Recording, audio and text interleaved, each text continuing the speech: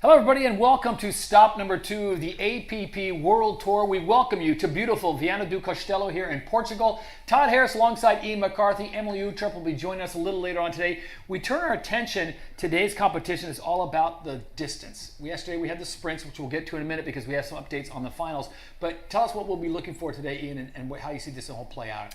Yeah, so today we've got a distance course of 17 kilometres. It's a downwinder today. There's going to be lots of lumps and bumps out there. The wind has picked up throughout the day. We're speaking to a lot of the paddlers this morning. They're all super excited for this. This is, a lot of them, they love this sort of live active water that they can utilise, and just, I think the big theme I've had this morning is just there's loads of fun, really happy vibes around the camp. And just everyone's really excited for this race. It's going to be super cool. Well, as we talked about yesterday here at the Viana Sup Open, the conditions could not be much better. Temperature right in that comfort zone, not too hot, not too cold. Yeah. Slight breeze. The water temperature is good. It's pretty flat once you get on the river, the beautiful Lima River here. So that's the situation for today. So it's all about distance, endurance, and cardio. But we do need to update you. We left you yesterday after the men's pro sprint final. There was a little bit of controversy.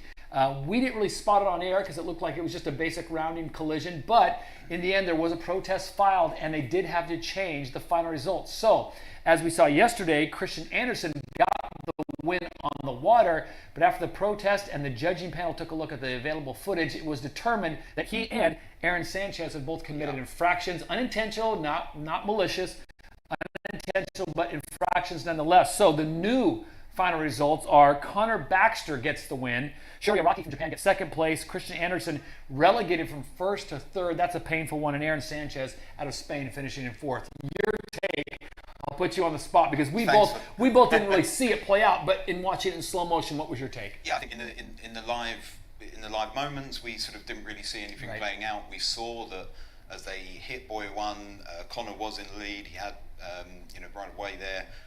I think Aaron Sanchez perhaps sort of caught his board, and the front of Aaron's board sort of landed on, again unintentionally, on the back of Connor's, which caused an impediment to movement for Connor.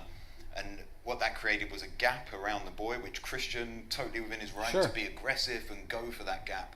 And what we thought in the live feed was he'd executed that perfectly.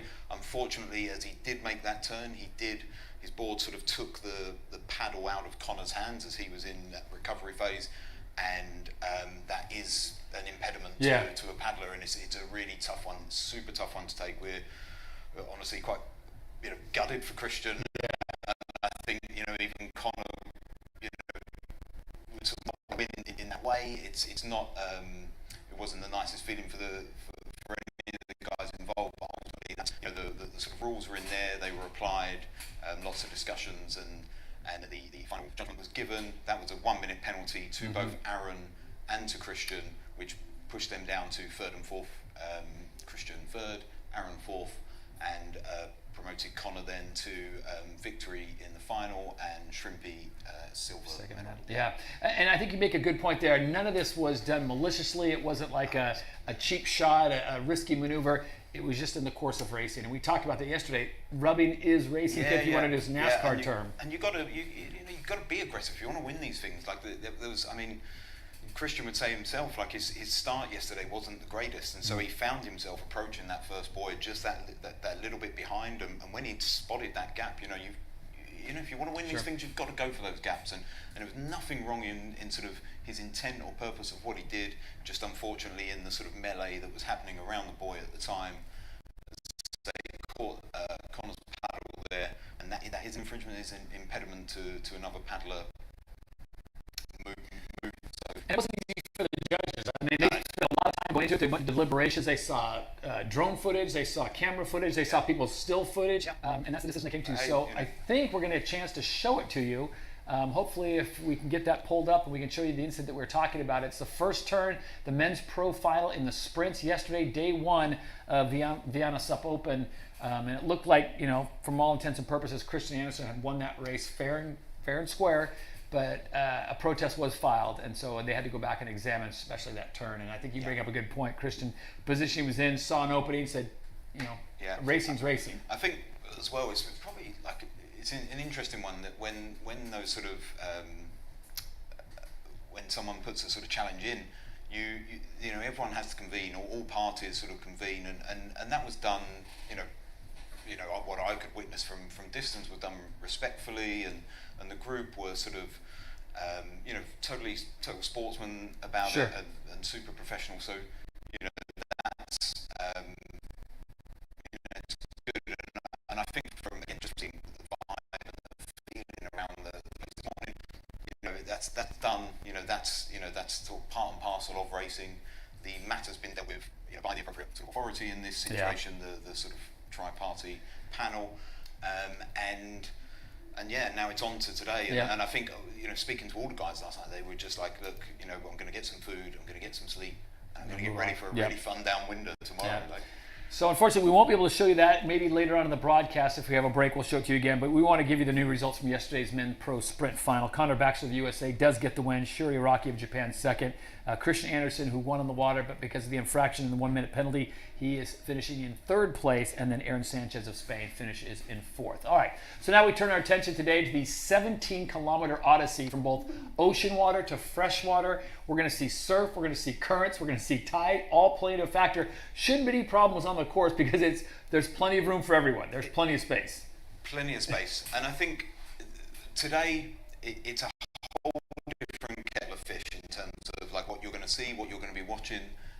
Yesterday we were, and even now I can feel myself on that level of intensity from yesterday, where it was short, sharp, and rapid, with the sort of sprint heats and the pattern of that. And today, I'm not saying that the intensity is reduced in any way, shape, or form, but just where it is that one prolonged 17k late race, the pace at which we can address it and everything is, and the way that the paddlers go into this is just, it's a really fun, and I can't stress enough just how much all the paddlers are just like, we're so excited for this race.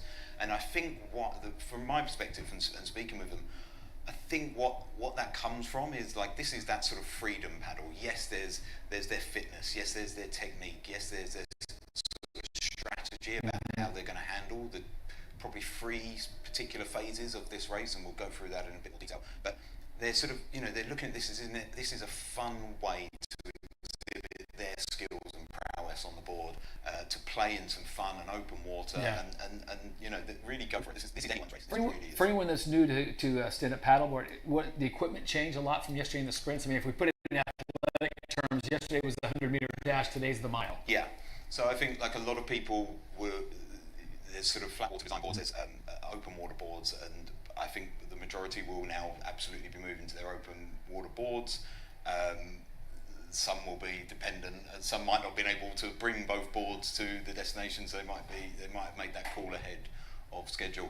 But I think what we will do now is there definitely will be talk about what equipment they're using, what they're carrying and how they carry it. So for example, fluids, that's always a big subject. Some people will just go pure water pouches. Some people want electrolytes to sort of fuel the body as they're going. Others feel that sort of dries out their sort of mouth and how they feel. So it's just interesting seeing all those minor differences and changes and approaches that people take to this. Right. But from my perspective, what's super exciting about this, and for the viewers at home, I would look at this as maybe a 3-part sort of race. Part 1 is the start, and that's just going to be a lot of fun. So we're going to start off with the under 18s that go first. 2 minutes later, the ladies will depart, and then 2 minutes later, the men will follow. So 3 sort of staggered starts. And phase 1, they're starting at a Fife, which is about 15 kilometres geographically, but it's a sort of 17k course. Great little beach town, or a surf town. Great little surf town, super popular surf beach here in Portugal. And so, you know, the phase 1 is they've got to navigate the surf out to sea. That in itself is going to be a lot of fun, watching how everyone gets on with that and navigating a course out. Once they're out into sea, you can see the live feed is now sort of starting to show up. But once they're out to sea, there'll be a large marker buoy there that they'll have to turn around. So they'll turn it on the right-hand side and turn it to the left, and they'll start heading south at that point. And at that point, you're going to feel the wind will kind of been going across them a little bit as they make their way out there. And as they make that turn, they're then in what we call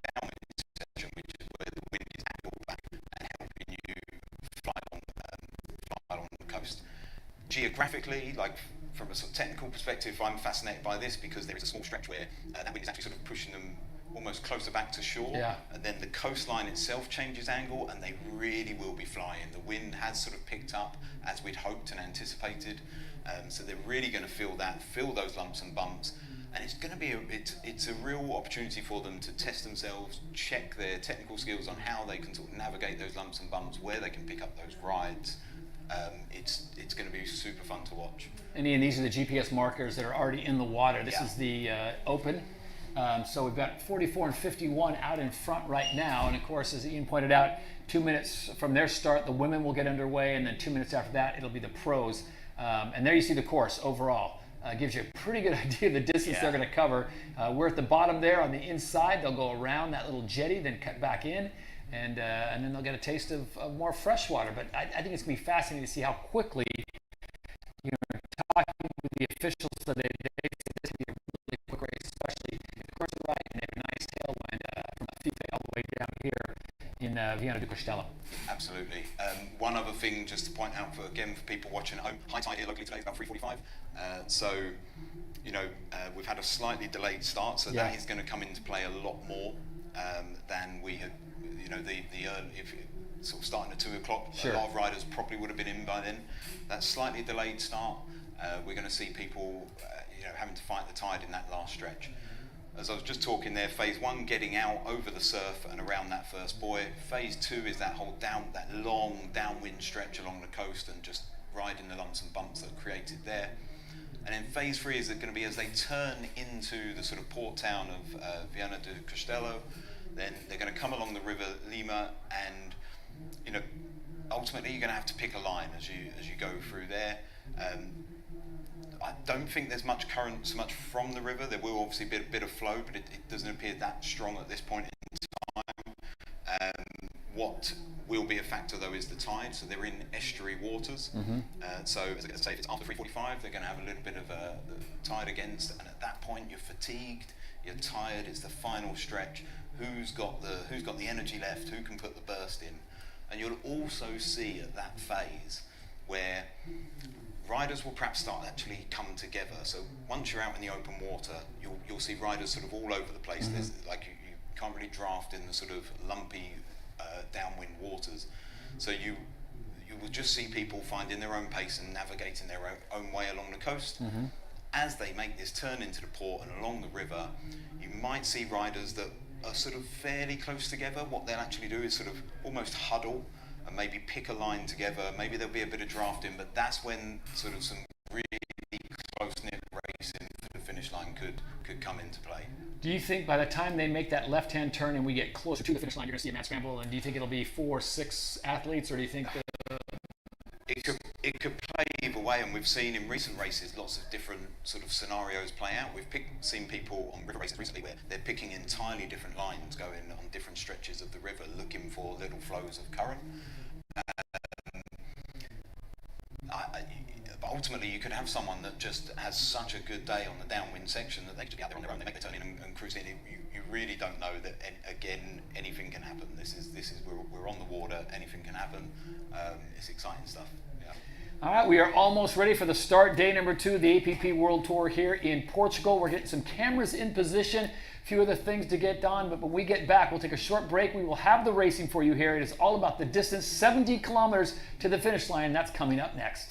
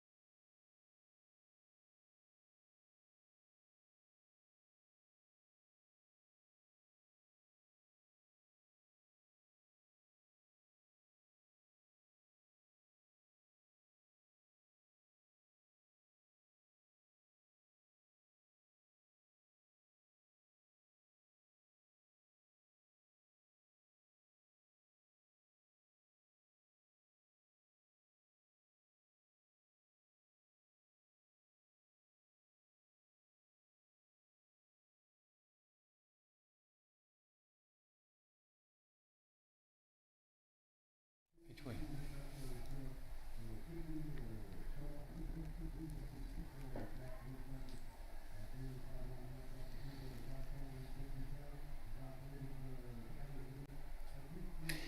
Welcome back to our live coverage of the APP World Tour. Stop number 2 from beautiful Viana do Castelo. Todd Harris alongside Ian McCarthy. We are underway racing here, and the Opens division started. Then 11 minutes later, the women started, and then 6 minutes after that, the pros got underway. So small technical glitch because the camera signals weren't reaching around that point, but we're all up and good now, and we are off and racing. All right, so the most important thing is there's going to be a lot of congestion, I guess you say, possibly when we come in and make that left-hand turn into the harbor, correct?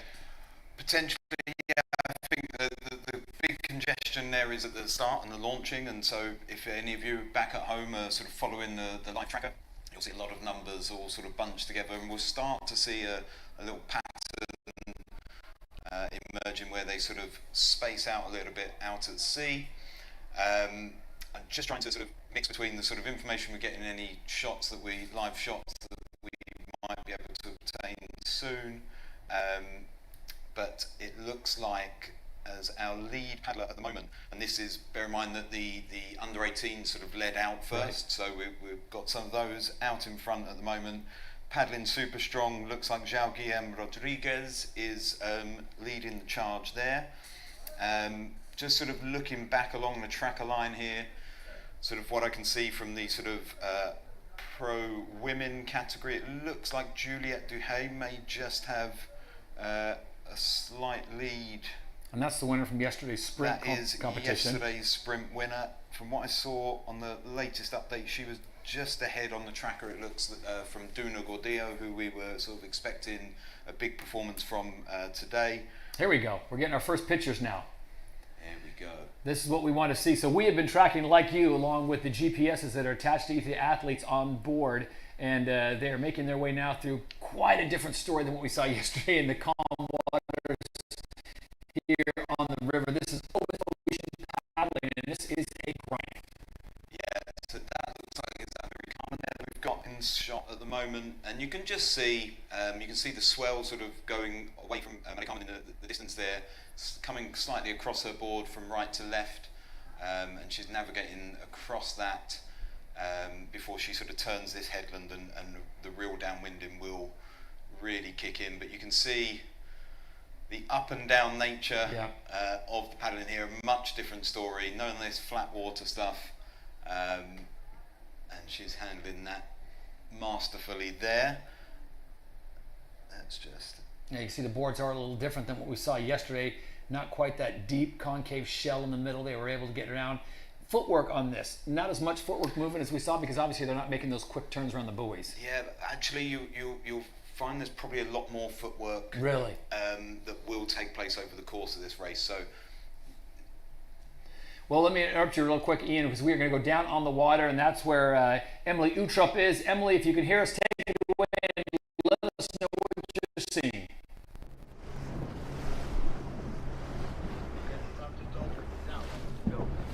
Yes, thanks guys. I am out here in the middle of the action. We are 16 kilometers north of Viana do Castelo, up at Praia de Mariana, and now we're going 16 kilometers downwind. The conditions are really good. It's not as windy as the forecast predicted, but there's still some good wind. As you can see, there's quite a lot of chops in the ocean, so there's definitely some bumps and some waves to be caught. And we had a really exciting beach start, and right now we have Corner and Shrimpy in the lead, but we also have Christian Andersen. He's really close behind them. He also had a really good start, and he's actually starting to get a really good momentum, catching lots of bumps. Yeah, and Shrimpy and Corner, you can just see them really fighting out there in the front. So yeah, it's going to be a really exciting race. We have now 14 kilometers downwinding, then we're hitting the harbor, then we're going in, and it's going to be really like see who can push through in those 2 last kilometers going upriver until the finish line. So yeah, I'm really excited to be here on the boat and just see the action firsthand. So yeah, back to you guys in the studio.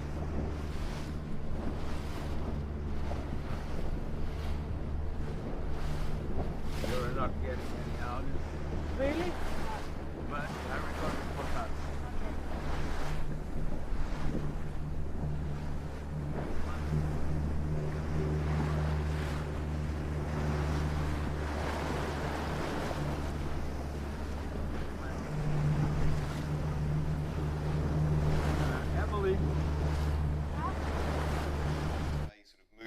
back and forward on their board just as they're trying to ride those lumps and bumps out there in the open ocean. Whereas yesterday there was a lot more sort of very planned and methodical sort of free stages where you quick would be footwork. quick. Whereas this is going to be a lot more continuous and sort of always ready to move. It's the physical demands are much more different than. And we go back out on the water here, and you talked about this race being really a three-part race. Obviously, you start with the surf, then this is, of course, you talked about that open ocean with the rollers coming in, just riding that, and then, of course, the sprint with the downwind and the smoother water once they get into the fresh water.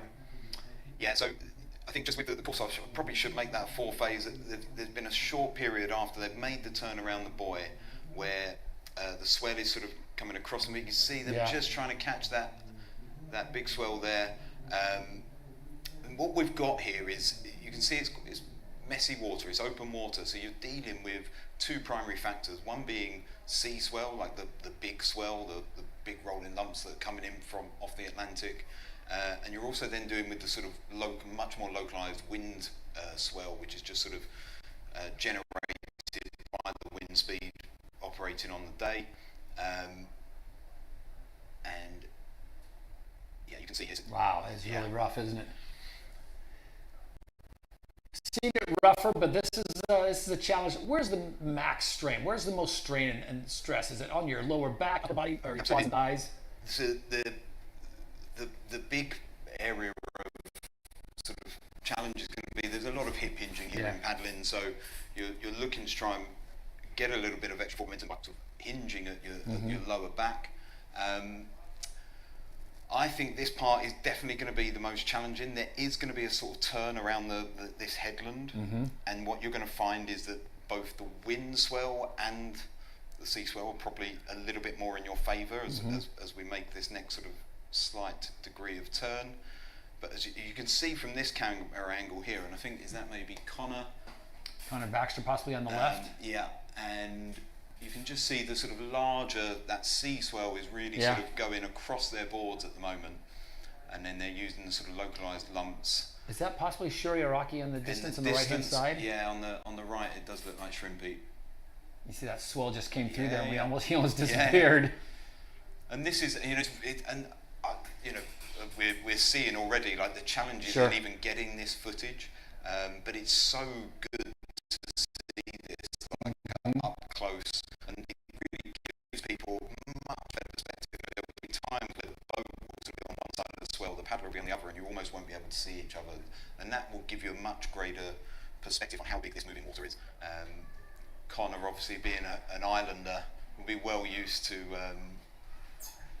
rolling water like this. Is there an advantage? You look at Shrimpy Shuriaraki taking a closer line closer to shore. Is there an advantage to that, or is that just reading the tides and the currents and the waves? I think ultimately you're looking for your sort of fastest line, and a lot of the guys were sort of discussing this morning as to whether they're going to go further out and try and then utilise the sort of wind on that pure downwind stretch, or others were sort of saying, actually, if I just sort of hug the coast. Risks in terms of hugging the coastline, it just might be a little bit sort of shallower water, so you might get caught in sort of the sort of breaking of any swell, so you don't want to be too close to shore.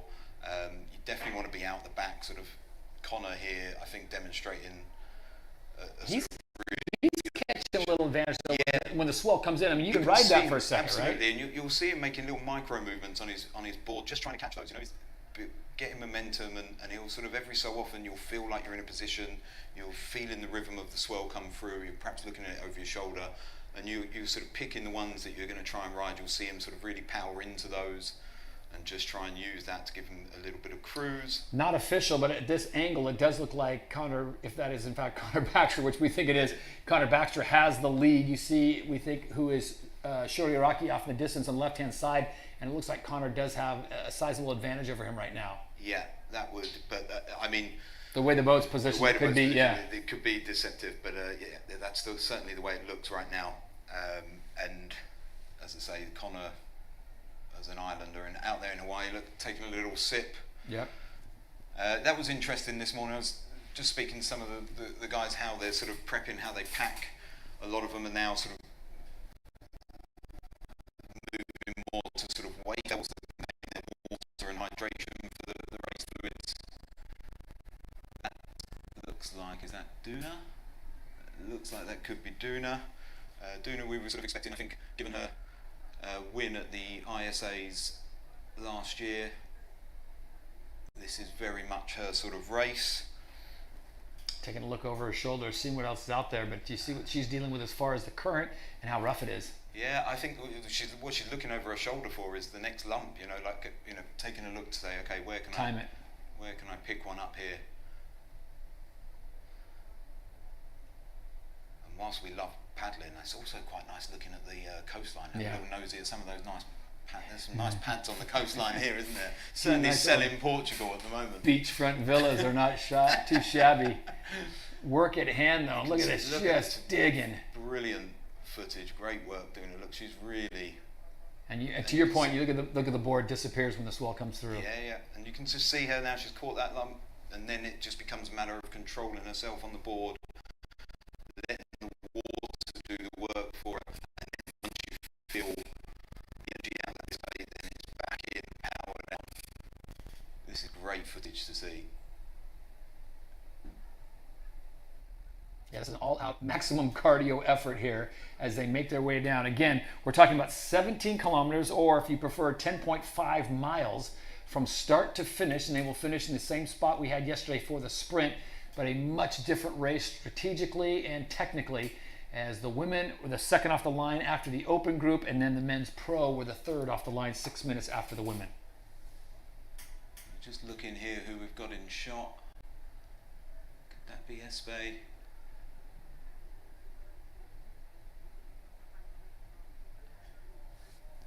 Is that maybe Rai Taguchi there on the... Rai Taguchi's rocking a pretty nice hat, isn't he?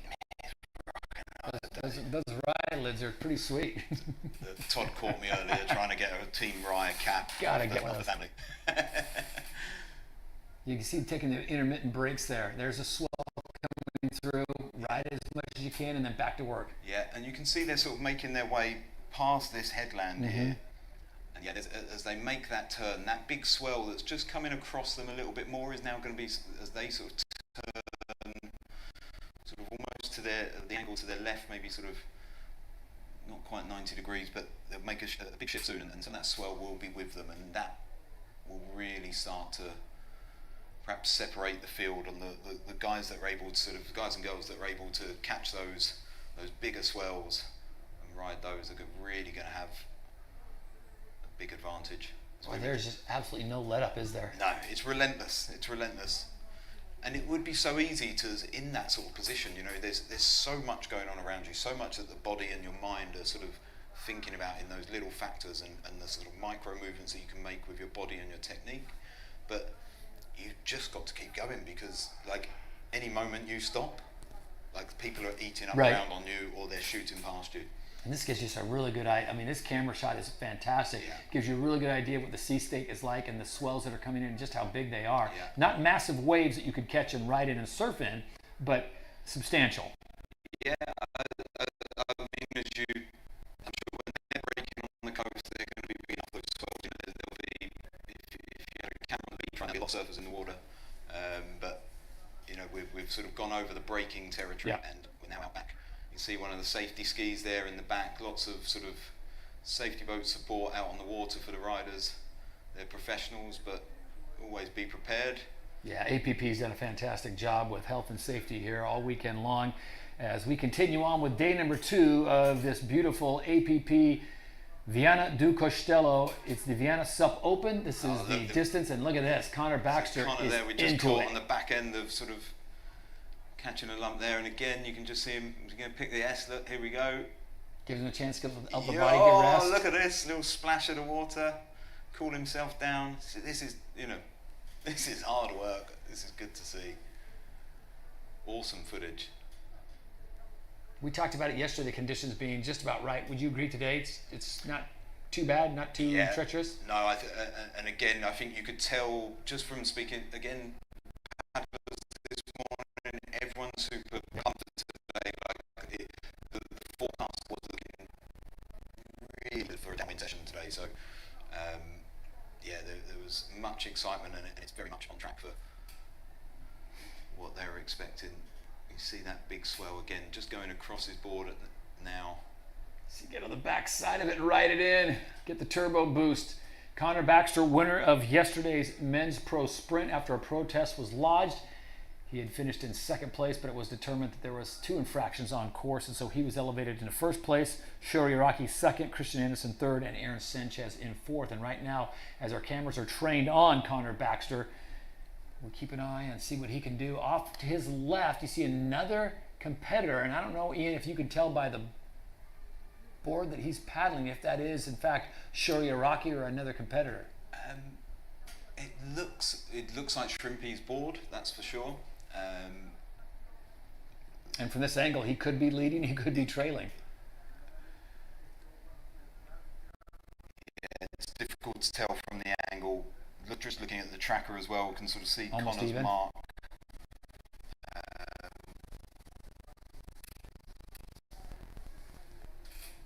Yeah, so I think that will be Shrimpy, and it looks like he's probably just ahead at the Just moment. barely. But this will be interesting, you know, this is sort of, in terms of what happens here, like, yes, we can see a bit of distance and gaps opening up, but this is just looking at the GPS actually, and then this is, we should now start seeing a lot more sort of those sort of bigger swells being caught and rolled, and we've seen that from Connor in these last few minutes. It does look like Shrimpy's just got a few yards on him there, but as I say, we're going to sort of funnel the riders down to this sort of pinch point where they make that turn into the port, into the river, and I think as the field compresses to that narrow sort of entry point, that's when we're really going to understand how sort of close they are. You know, it's a bit like when you see the runners run around the athletics track as they come off that last bend. That's only where you really see their position. Look at him fly through there.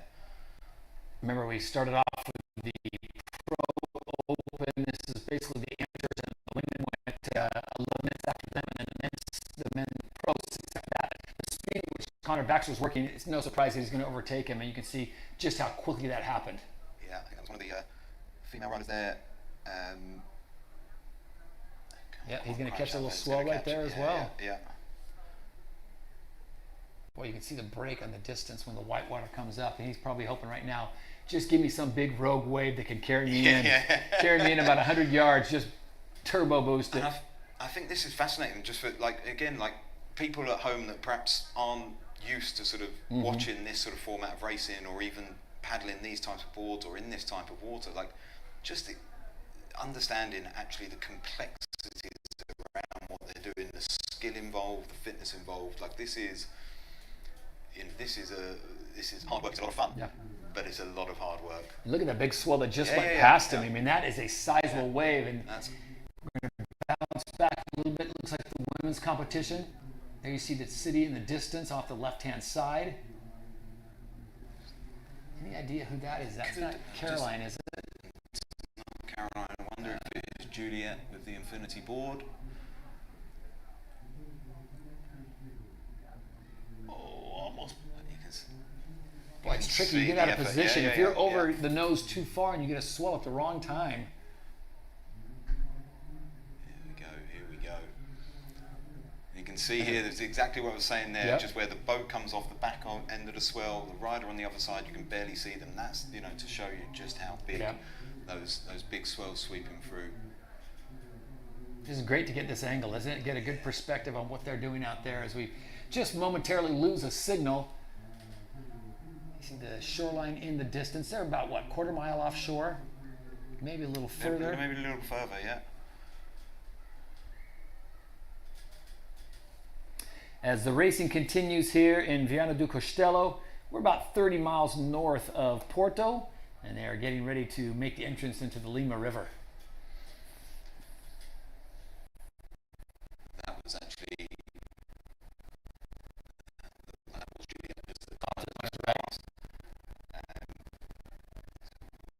just checking with who we were watching just a moment ago. Juliet out to the left. Taking a breather. Leaning back, just letting the water do the work for him, and he's a real master at picking those lumps. Could that be S? Yeah, it's Esperanza.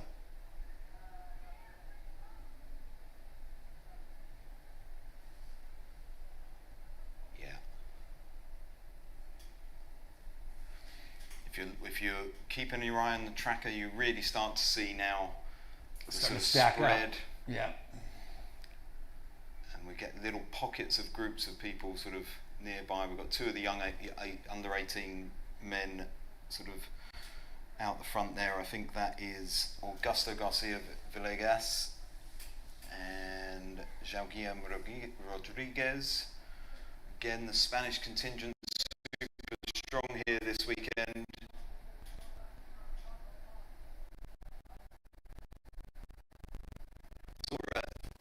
Just some of the stuff going on and around the sort of setup as they were all prepping and getting ready this morning. So Shrimp, his dad was saying how he hired a bike and is basically tracking this. He's cycling the whole course down the coast and watching the live feed as he goes along. Multitasking, they're well done. That's truly supportive. So look at this,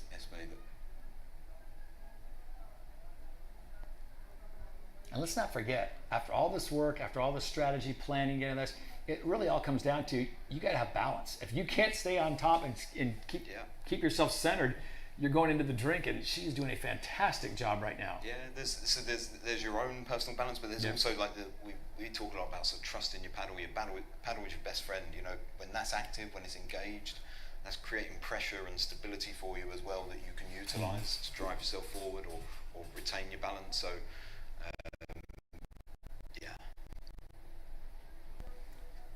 Esperanza is a master at these downwind long distance. You can see there, look, Connor's caught a little lump. Lets it cruise for a while. With such a tall frame, you can really it's great to watch this because you can really, he sort of accentuates the sort of relaxing into the wave and just allowing it to do its thing, making the most of that moment to just conserve your energy, conserve your back. I mean, you can see the amount of sort of hip hinges and that's an hour plus of the same motion pretty much. It's tough work. And Shrimpy there in the distance. This is I don't want to get ahead of ourselves, but the way we've sort of seen these two positionally, by the time they make the turn, this is shaping up to be quite exciting. This. Well, we should see the entrance, shouldn't we? In a matter of moments on the left-hand side. Or are they still a ways away? I think we're quite a way away still. Okay. I think we're few days still to go. Quite a few K. I know they're hoping that it comes into sight sooner rather than later. Well, I think the riders are. We spoke earlier on about the sort of tide and the impact that's going to have after. In 25 minutes, that tide is going to start turning. It's going to be working against them, and that's when you're already fatigued, when you're already tired, it's not going to make life any easier. So the distance race is on as they make their way down over the 17 kilometers, 10.5 miles. We believe that is Shuri Araki on the top of your screen in the distance. And Connor Baxter, winner of yesterday's sprint. So that is 1 and 2 from yesterday going at it again here in the distance race. Reigning APP champ versus reigning distance ISA champ. This is, the form book suggested that we'd have these two up there, but again, it'd be interesting to see. I'm sure they're not going to be alone. There's going to be quite a few riders out there. It looks like Christian Anderson, not far away, too far behind Shrimpy and Connor there.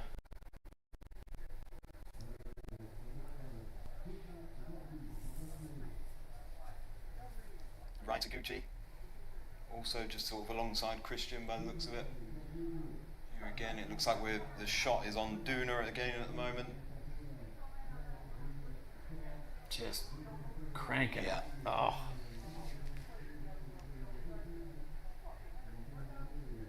Yeah, the Spanish riders this weekend have had a really strong showing. They've brought a full squad, lots of riders, lots of paddling, and some really strong. Aaron Sanchez yesterday was made it to the final. Made it to the final, did fantastically well.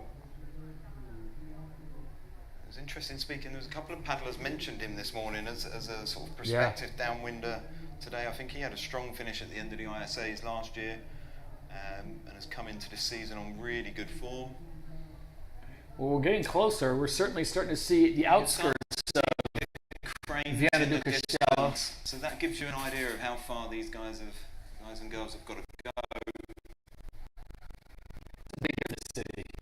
We talked about all these events and talking with the officials here of how many events are happening here. This is the European capital of sport this season, or this year, and so a lot of things happening in Portugal, not just in Viana do Castelo, but up and down the coast, Porto, Lisboa.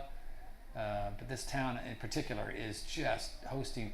What did we have yesterday? We had a CrossFit competition going on during the APP Dancing Sup events. Open. We had it's nonstop. Big correlation, big crossover between some CrossFit athletes and paddlers. CrossFit it started bringing paddling into a lot of its events as well. So you see a lot of CrossFitters making that sort of transition. It's such a great low impact cardio workout. I mean, who doesn't want to be out on the water paddling and you get the balance down? You're getting a workout in whether you know it or not. Might be low impact comparatively to your running, but there's a lot of impact going on that lower back. But as far as your joints, taking the pounding of running, like you said. Yeah. You can see a little lump there that get on that. Go.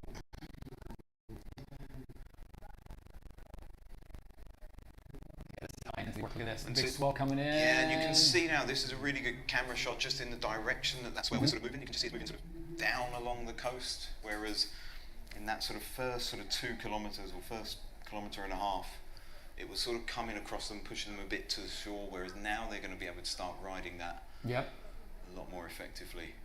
Looks like she is pointing. Same direction as the wind. Yeah. She's starting to pull almost directly towards shore. And hopefully that swell that comes in can give her more of a boost. You may see a bit of zigzagging just as they sort of utilise, if they can sort of capture a good swell, a little bit of zigzagging as they go along that coast. But yeah. And what's the danger of getting too close to the coast? I mean, you're getting into the breaks, you're getting into, you said, shallower waters? Yeah, breaks, shallower waters. Also just like once the water's sort of hitting the coast, it's sort of moving around more, like you might get in if you really are close in, like whether you're hitting a rip or anything like that, that's actually then sort of taking you out. It's a monument up on the big hill. Open water is where you want to be. A few more familiar landmarks, I should say, that are in the distance now, and they can kind of get a sense of where they're going and what's happening. There you see a marker flag in the water. Duna continues to do the work.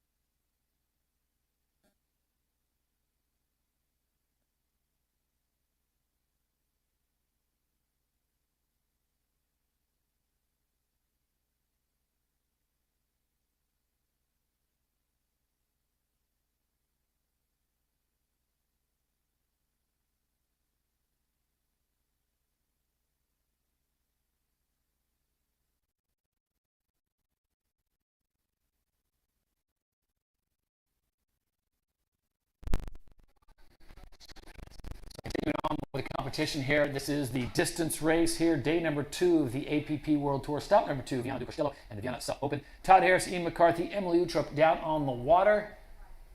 Just a different dynamic than what we saw yesterday with the sprints. The races were 90 seconds or less, quick and over, and then moving on. This one is a long, slow slog to the finish line. Yeah, I mean, well, it's not slow. They are compared to yesterday. Motoring. Yeah, you can see again these big swells. If they can, but really, Duna working really hard, and from just looking at it's difficult to see with the camera angle what's behind her. But I'm just looking to see. It looks like Espe is not far behind at all. Shuri Araki finished second yesterday in the sprint competition. That high cadence, yep. You can see just that sort of lean back to catch those. Yeah, just a different style than Connor Baxter that we saw just moments ago. Yeah, and that's biomechanics. A lot of that is just that different setup, your different frame. There he goes. There he goes. There he goes. He loves this. This is his sort of territory. These sort of open water up in North Japan, between the islands. He loves this. Look at the power, the cadence there that he's driving.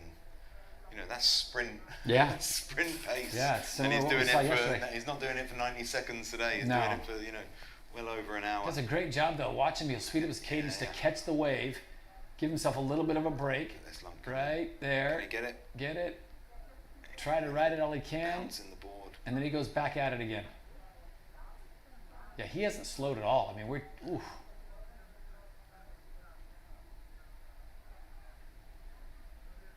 So Shuriaraki from There Japan. he was. You just saw Look him at take a small big swell come through there over the top of that.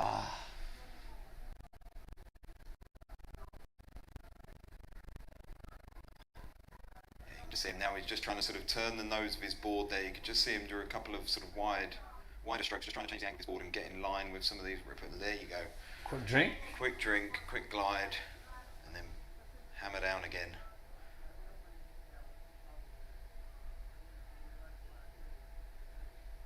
Yeah, a lot of riders were saying earlier, some of them have this sort of aqua pack just around as a belt.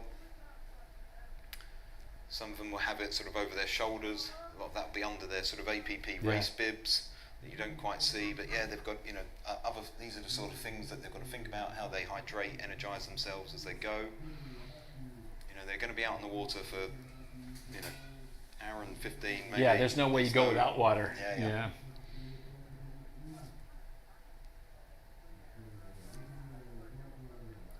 So Shuriaraki continues on trying to improve upon his second place performance from yesterday's sprint competition. Looks to be our leader right now in the men's pro, right? Depending on the camera angle. That's brilliant. Connor Baxter also in the running. You talked about Christian Anderson, who finished third yesterday in the sprints. He'd like to pick up a possible victory here. This race is going to change dramatically, would you say, Ian, once they make that left-hand turn and head into the river? Yeah, as things are shaping up now, it looks like there is going to be a sort of lead group of 3 or 4. Here we've got Shrimpy. So this looks like it could be the lead On the women's competition. lead men's, who sort of set off a few minutes after the women's. Just there, so the lead man, Shrimpy, I think. Just coming alongside here, Duna Gordillo, who's leading the women's race. If sort of positionally things haven't changed that much, I would expect sort of Connor to be sort of almost behind the camera somewhere or slightly to the right, but unless Shrimp is just taking a little charge on him. But yeah, I think, as you say, when they sort of make that turn into port, we're really going to see things sort of group up. What comes through, and you guys get a small rest I of think the footage is just fantastic. Yeah. Seeing this at such close quarters. These are the best paddlers in the world. This is brilliant to see. I feel like I could go all David Attenborough on this moment. Just sort of, here we see Shrimpy in the wild. Shrimpy in his natural domain.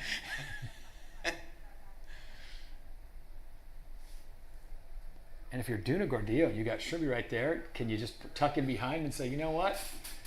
On the downwind section, that's not really Not going to be much of a not help. going to be feasible. There's so much movement going on that you're sort of you can't sort of maintain that sort of draft in, tucked in position with everything going on. So when we see the river section, yeah, absolutely, we could see a bit of that if people are sort of Feeling the grouped draft. together. Yeah. Shuriaraki on the right-hand side of your screen. That's Duna Gordillo on the back. This could possibly be Esperanza. It was good this morning seeing Esme and she had a out for a walk this morning whilst the pre-race briefing was on, which was nice to see. Full lifestyle. Yeah. That's a great view right there. Yeah, City. a little bit of change of footwork there. She's keeping her eye on the prize, knows exactly where she wants to go. Espe is just so experienced. She loves this kind of race. and experienced enough to know that she might see Duna Right. just in front of her, but there's a sort of degree of I can eat up these yards, catch a few lumps and off we go.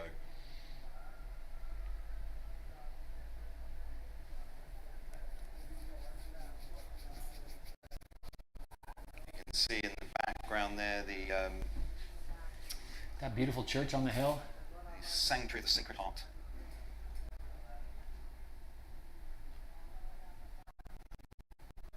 Yeah, the Monte Santa Lucia. It's quite a vista from up there. You've seen some of the footage maybe in some of the ad breaks of the area. It really is a lovely stretch of coast here, and these guys getting to see it from a different angle. See her just sort of bracing the blade on the water there, just steadying herself.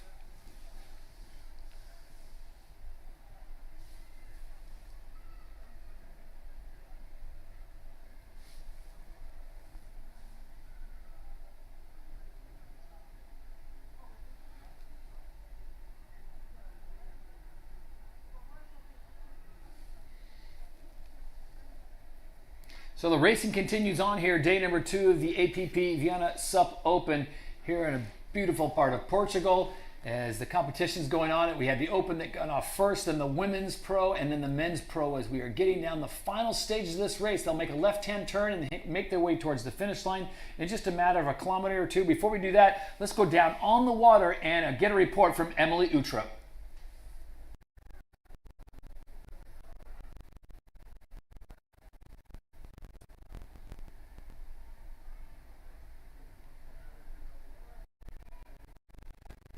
Don't quite have Emily in range yet, so we'll try to get back to her. We'll back down to her in about a minute's time when she has a better signal from the base here. But there you see the competition going on, and now you can start to see, all right, there's the prize, there's the target, there's where I make the left-hand turn, get out of this ocean water, get into the river, and probably much smoother water awaits them as they get down closer to the finish line. And it'll be a great race to the finish line. So now we've got a good signal down to Emily. Back down in the water. Emily, if you can hear us, it's all yours. Go ahead.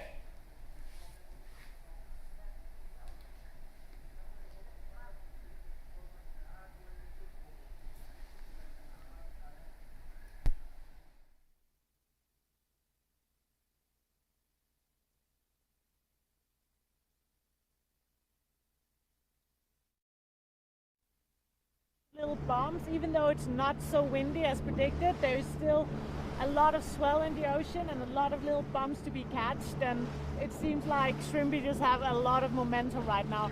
But right behind him, right here behind our boat, we have Corner coming, and we also still have Christian Andersen and Rai looking really strong, but Shrimpy and Corner definitely made a big hole, so I think it's going to be really exciting to see if they keep this momentum, and then who's going to take it when we come into this upriver for the last 2 kilometers, because I think that's going to be a strength battle there. And the women are also looking really strong with Duna. We just passed Duna. She was also having a really good momentum. So yeah, so it's a really exciting day out here on the boat. Yeah, and back to you guys in the studio.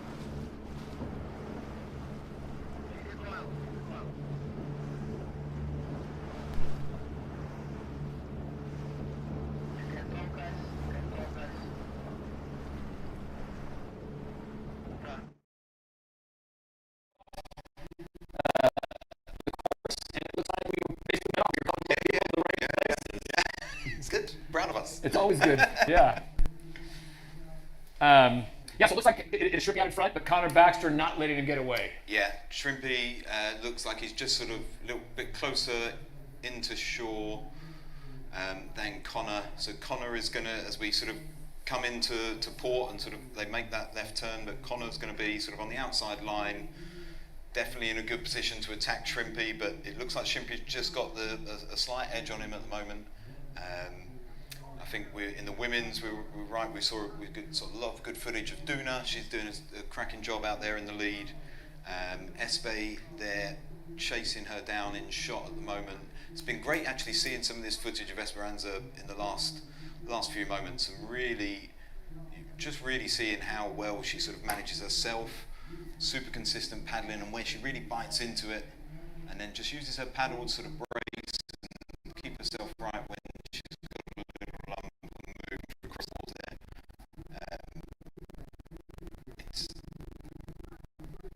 This is shaping up very nicely for an interesting finish here. Reports from down the water, Shrimpy making a break. It seems like, but Connor on the outside still, and right in it, Rise in third place right now. Arthur just took over Christian for fourth. So we've got a great battle for the top four right now going on as we continue following some of the women's competition out on the water. Again, you see off the left-hand side, you'll see that's where they're headed. And there is Shuri Araki. There is Shrimpy. We were saying earlier just how fast he was sort of paddling, and maybe that was his little attempt at a break. Really throwing down lots of fast paddle strokes, high cadence, and even now he's still, you can see him pumping, not letting up. And it is difficult, like for the riders there, you have a good and a rough idea of sort of where you are positionally, but ultimately once you create a little gap, there's so much else going on around you. You can't have an eye on who's over your shoulder. If Connor's over there on the right hand side, you've got to run your own race here and just and head down and get this done. And what fascinates me is that I can't explain to you the quality of the field that's out there at the moment. When you talk like when you got Arthur Rook in there, like taking a place on Christian. Arthur is such a strong ocean paddler. Like he loves the wind, he loves moving water. This is his sort of territory. There's just a lot. Like Leo Nika, we'd love to see sort of how he's faring at the moment. But there's when you've got young Shrimpy out there setting the bar at the moment, and Connor just trying to keep himself in position to make an attack as they come into port. But there's a lot of paddling still to go.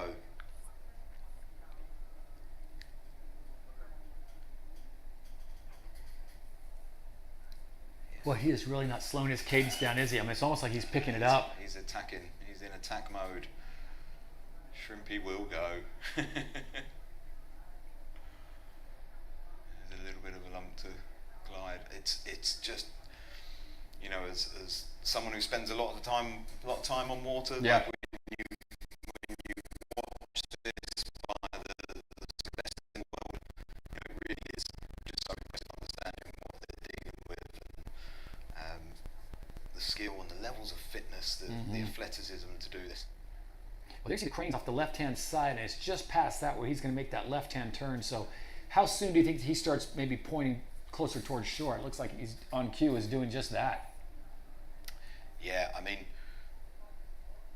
I think he's going to want to hold this line, and I think he's still probably got a kilometre or so. So it's an interesting sort of geographical headland. So there's a big sort of rock pier that sort of protects the port and the entry to Viana do Castelo. So he's really going to go south of the finish line, and then he's going to come back. And go up. So there's going to be a bit of, maybe I think that port will create a little bit of shelter once they turn in, but there will be a little bit of a sort of head/crosswind as they make that turn into the estuary and back along the river. So I think what I would expect to see a lot of is once people turn in, there's an angle to get across the port, sort of onto the south side of the river, but then very quickly at that point cross the river onto the north side and get the shelter of that headland and of the city, just to sort of take the wind out of the equation. And there we go. We'll give you our GPS view. This is what we've got out on the water right now. And to Ian's point, as we scroll down to the south, you'll see they've got to get past that rock jetty wall, and then they'll take a left turn and almost go back up, heading north. And there it is. There's the jetty wall there. So the left-hand turn, and then really heading back up north by northeast, and there is the finish line on the right-hand side. Yeah. Just like a little shout out. I mean, we focus so much on the sort of leading men and women. Give a little shout out to Augusto Garcia Villegas, who, as the under 18s men is flying out there. You know? Awesome job.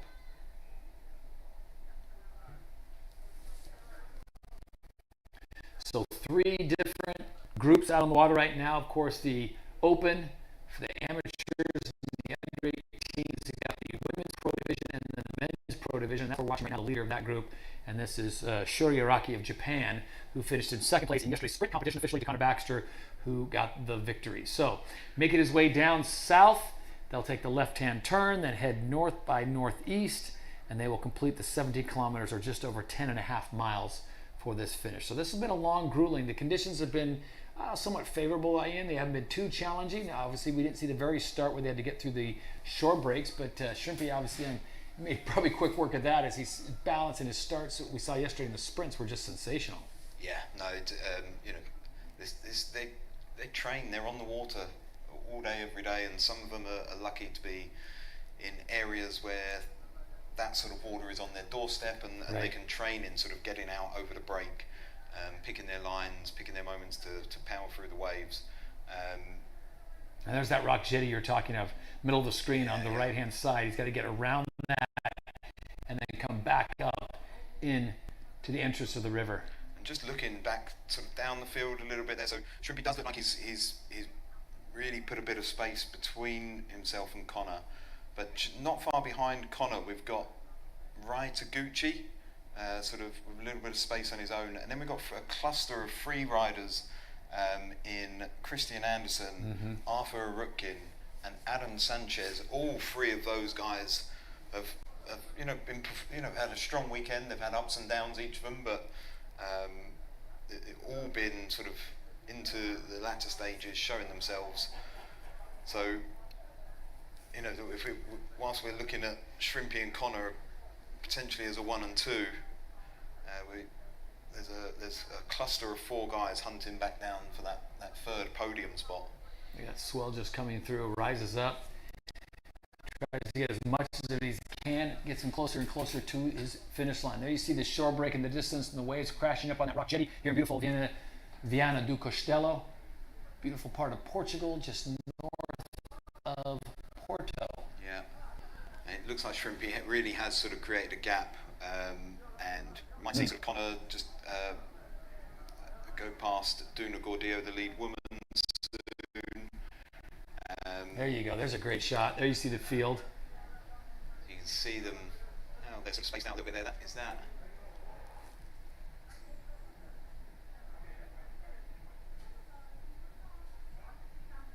Hard to tell who that is on the left-hand side. Yeah. Almost like needs an image stabilizer. Just wondering, is it Donny? No. Is that Donny Freens? I think that is Donny Freens there on the sort of green board. He's speaking to his dad this morning and sort of made the awful mistake of sort of assuming that everything in Holland is flat water, and asking how he was feeling about today, and his father was saying he loves the open water, and they've got a lot of messy water to play in the North Sea, which they use, and he's absolutely, Donny's a big distance fan, so he was looking forward to today. He likes to suffer. He likes the pain. Because there's definitely some pain out on the water right there. Just watching it here, it's making my lower back hurt, upper arms, your quad hamstrings are just screaming right now. This is great. It gives you a really good impression of how the sort of the fields sort of scatter when you're out on this open ocean. But you'd be surprised how close some of these are together when they actually make that turn and start filling into the sort of funneled area of the flat water. Who we got there? Is that Claudio? Camera's doing a great job of trying to get as much of the field and the competition as they can, and there comes another athlete coming into view. Here we go.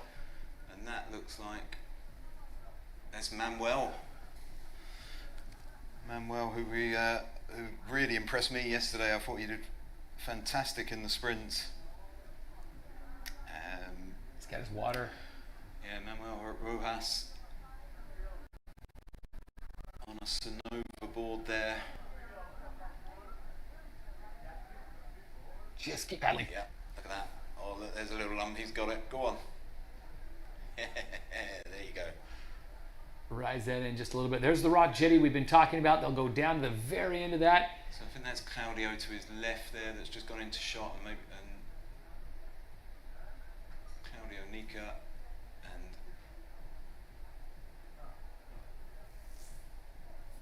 hard to see who that is in the white trunks just ahead.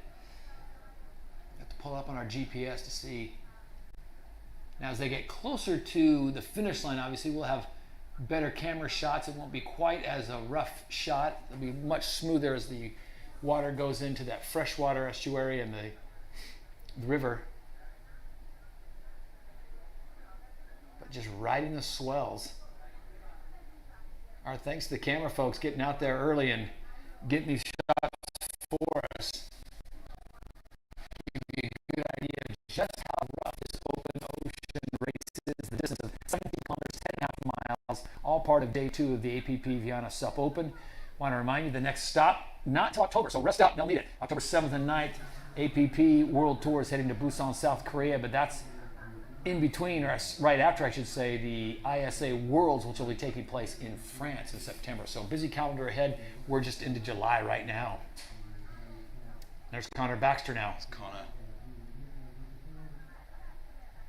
It looks like he's overtaking one of the men's open competitors.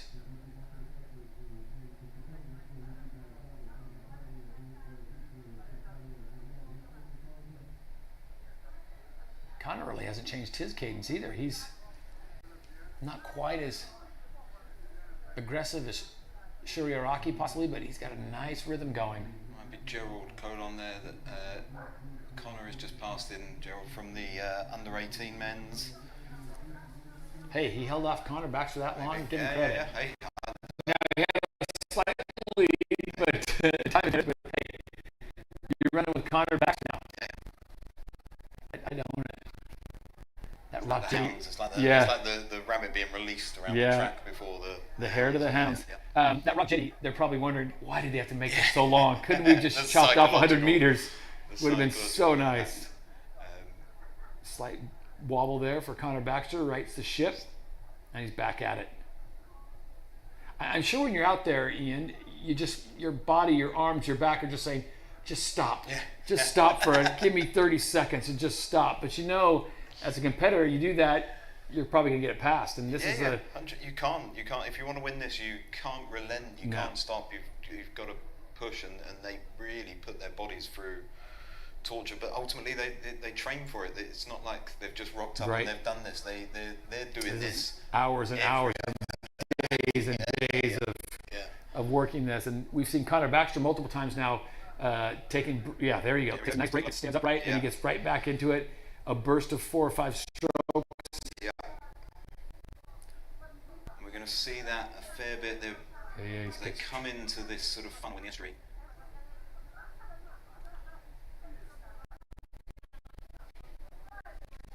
And for all the other riders out there, the sort of the under 18s that have led the charge off this morning, how awesome is that going to be for them? Sort of as they sort of come in really amidst the pros, and they come in alongside Connor Baxter and Shrimpy and. Look at it, you got some kite surfing off to the left.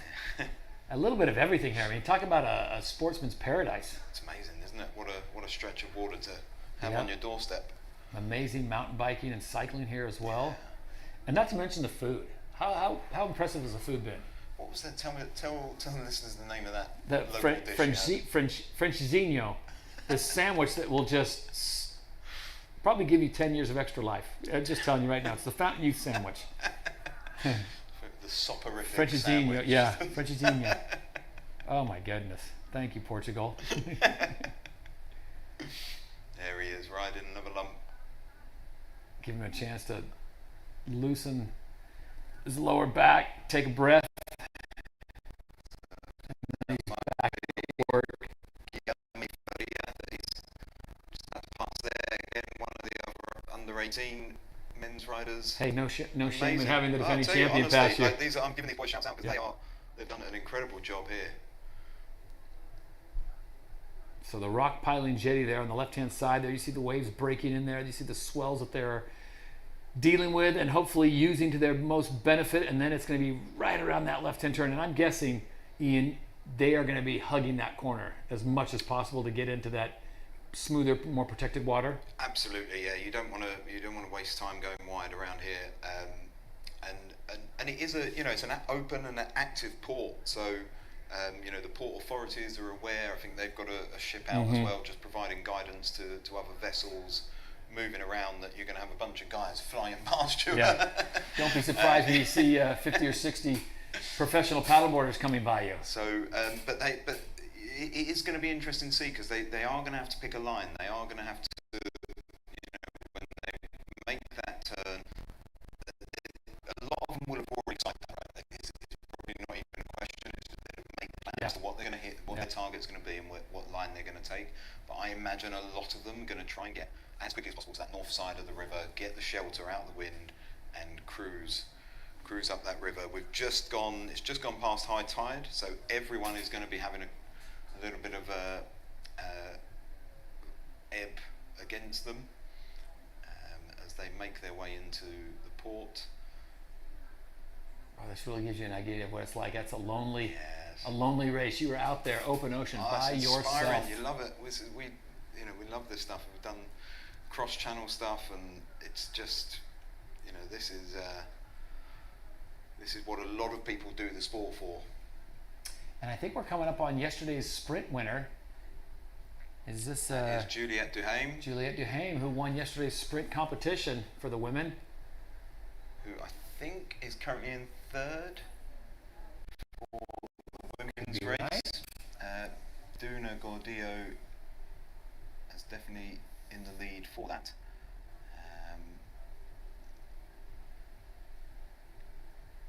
And then I believe Espe is still holding second, but Duna has opened up a gap. And then there's Juliette there in third. And then you see in the distance the promised land, as you see the end of that rock jetty. And look at that, she's got competition on her left, riding that swell. Look at that. Beautiful job of riding that swell a little longer.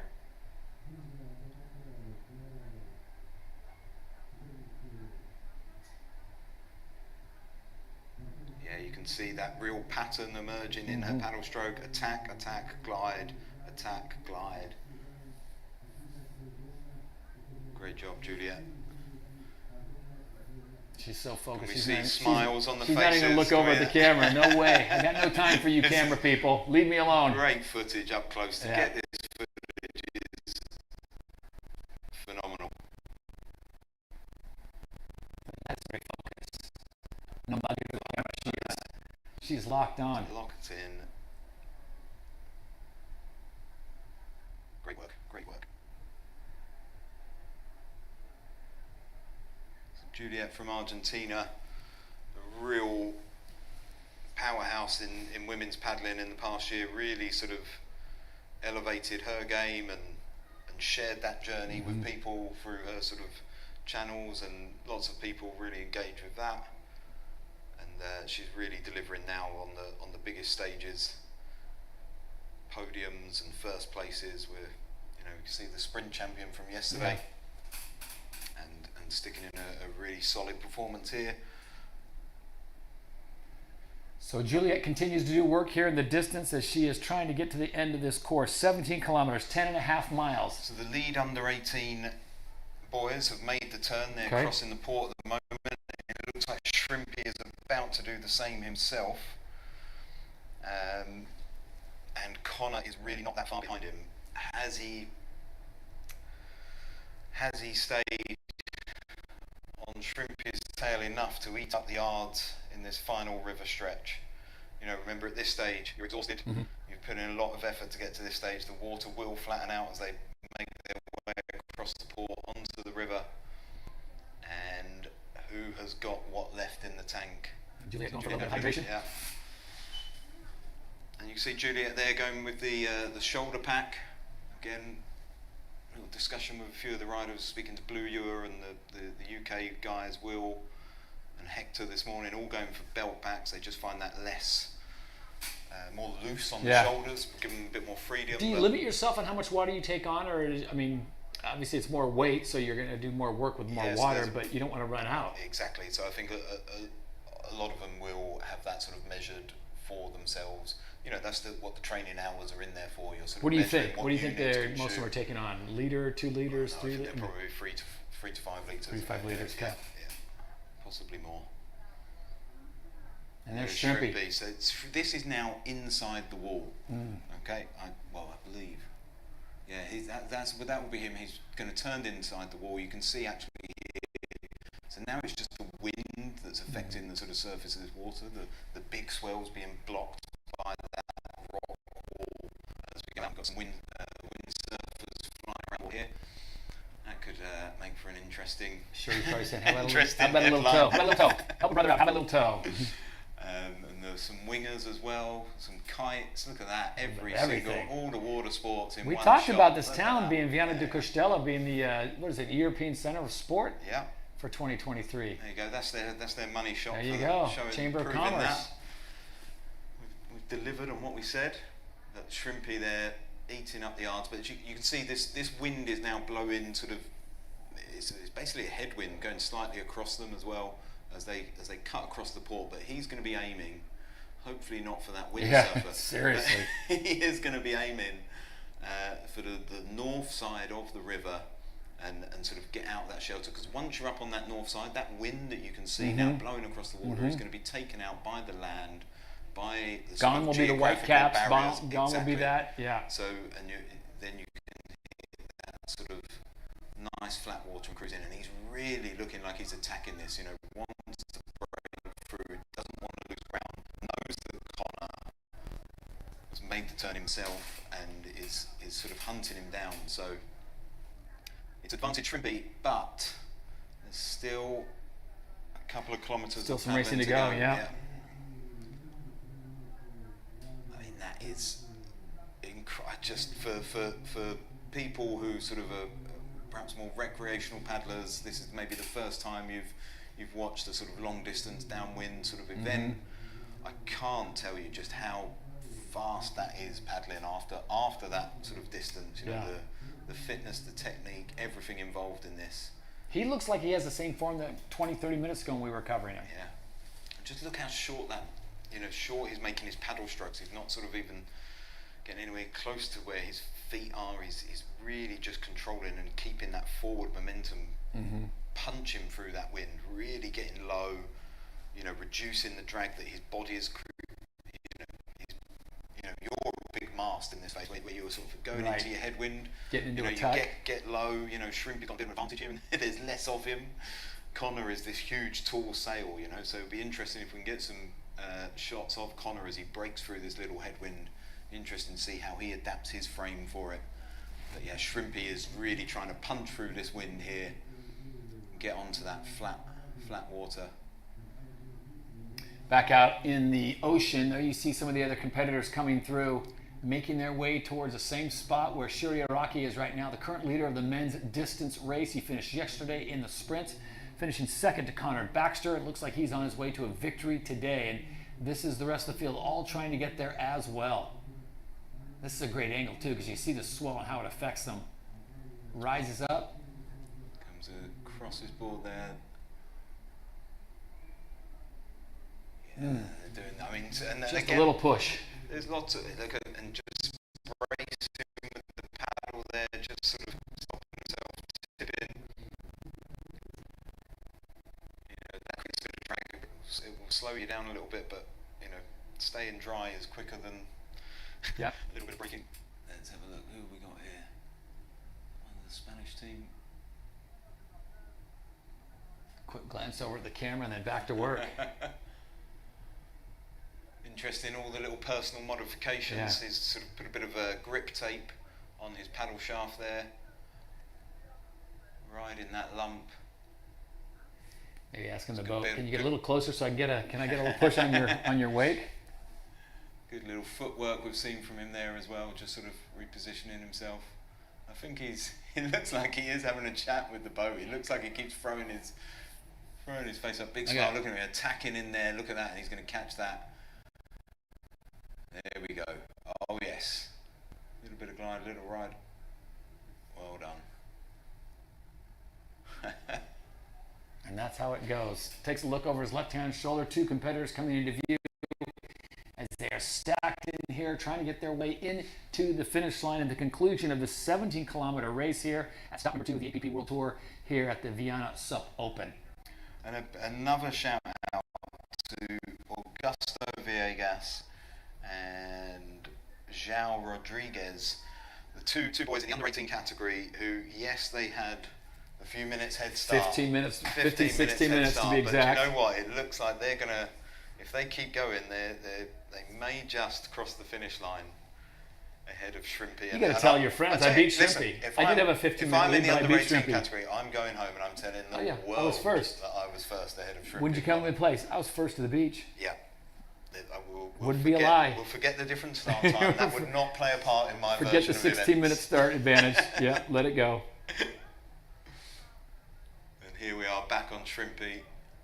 Again, you can still dealing with some see white that caps. wind still really gusting over the surface of that water, that fetch created by the wind. Yep. There you see where they are, and there you see where they are going. So we are coming down to the final important few numbers here. 26 is Shrimpy and 10 is Connor back. So yep. Just for anyone to look at this without any context of those numbers are. 4 and 44. 44 are João and Augusto number 4. He's got the slight lead there and has for a while. Well done to him if he can sort of hold that. But even again, I'm sure like Shrimpy and Connor are like, it's almost like a little personal challenge for them, right? How many I need to eat up every person in front of me. As much as possible. But you can see that straight Look at away, the difference. just of the rocks. You can see the difference that the water is now going to present. It's going to flatten out. Gone is the chop, gone is the swell. Yeah. Apologies for the video freeze for just a moment. We're just trying to reacquire the signal from the cameras that are out on the boats. Great shot of Shrimpy in his lead position. And there's us, and there is the GPS tracking that you were talking about just a second ago, Ian. So you've got the 4 and the 44. Yeah. And those are the under 18 open. And then you see the 26, which is Shuri Araki, second place yesterday, and just shortly behind him, maybe a matter of, 20, 30 meters, is Connor Baxter sitting in second place. Yeah, it's getting tight on there. Do you know what? Raitaguchi is not far behind Connor as well. So he's sitting in third. Sitting comfortably there in third. Behind that, you've got third place under 18s with Guilherme Faria, 43. And then behind that, we've got Arthur Arukin has sort of made that charge earlier on Christian Andersen, but it looks like they're sort of neck and neck. Christian Andersen looks like he's a little bit wider in that channel across the port, but Arthur and Christian, they're sort of battling out for that Here we go. fourth place at the moment. And is that Arthur? That looks. That's not. That's. Is that one of your British UK mates? Don't think that is.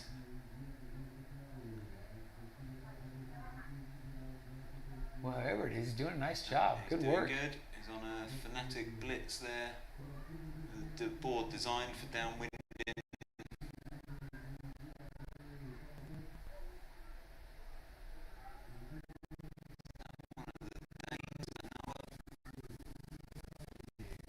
Might there be Noah? So you can see just again by the sort of, you've got a big square there. There's Connor with right behind him. Yeah, about 2 boat lengths back. See the man on the bike on the wall? I wonder if that's Shrimpy's dad. That is Shrimpy's dad cycling along beside him. That's brilliant. I love that. And look at the difference the water is now. This is full sprint mode. Look how tight to that wall they're and holding Rai is themselves. closing. He's eating it up. He wants this. He wants, because if he can propel himself that little bit more, get on the back of Connor, do a bit of drafting. There could do a bit of teamwork to eat up any more yards between them and Shrimpy. So it would be interesting to see how these guys play this out. And they're really not far away now. I think what we are possibly certainly under 2 kilometers. Yeah. Go. And the water just keeps getting smoother and smoother, much light, and rising most of that as he's closed Yeah, in yeah, I think he on might- Connor Baxter. He might make a move. Is Connor sort of almost going to say, hey, do you know what? Do you want to take the reins from me, Yeah. right? I'll ride your way. All right. And this is, About as close as the it last gets. thing we need right now is a Yeah, no local collisions, fisherman. no Local collisions, fisherman. and no local fishermen snagging with a hook. So seeing the distance. Here we Oh, go, he's going for Rise. it. Rise going for the pass. Rise going. So he's going to take that position. The fishermen kindly removing their lines out of the way. And now Connor's like, no.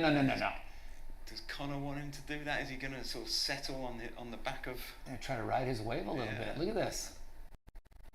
Connor answers back. Wouldn't it be There's amazing? not much room on the inside. I was going to say, there. wouldn't it be There's amazing if we had any kind of protest of a collision after an open ocean race and they got this close as they are battling for second place right now? We believe that Shuriaraki, is close to the finish line, and this is the battle for second place. It'd be interesting if we could pan that camera out just a little bit, just to see how far ahead Shrimpy really is. These guys, Man, this is amazing. It comes down to they're this. certainly not. Yeah. 16 kilometers in, and this, look at how close this is. You can see now the fatigue, Yeah. just the difference in the sort of cadence. Each paddle stroke is heavier, harder. The body is really feeling this now. But both are really unrelenting, not wanting to sort of give any yards on this. I wonder if Rye has maybe spent too much energy just trying to make that pass, because now he's kind of lit the fire under Connor Baxter, and now he's having to pick up the pace for himself. And has he saved anything for the sprint to the finish? Yeah, well, again, they train for it. Yep. This is it now. Leave it all out there. You're only going to be here. This is a one-off. Interesting. I'm just looking again there, just at the tracker. I'm fascinated by the path that Christian seems to have taken across the sort of port. So it was mentioned earlier on that some might sort of try and just cut across the port as quickly as possible and then sharpen up, like their line across the north side of the channel. So Christian is really the only one that sort of seems to have potentially done that. And so we'll see what that does to where him and Arthur were sort of quite tight together, whether that line has sort of helped Christian gain some yards. Oh, look at this. Rye is starting to get gassed.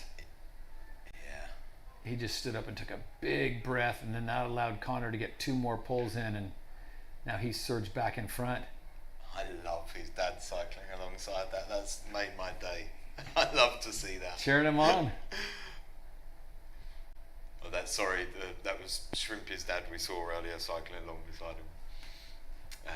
Yeah. There's Juliet. Yep. Again on the inside of the port. She takes a look over to see Look what's going who on. she's dealing with.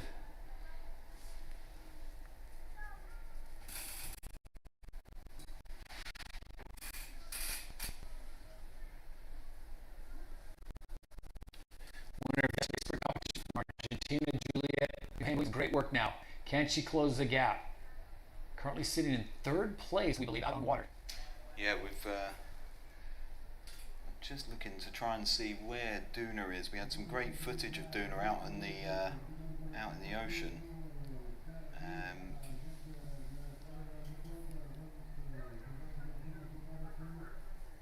Well, we got to be getting closer and closer by the second, actually, to a finisher coming in and finishing this 17-kilometer course. And who will it be? Will it be an under-18 open competitor, or will Shuriaraki be able to close down that gap and be the first person to touch sand?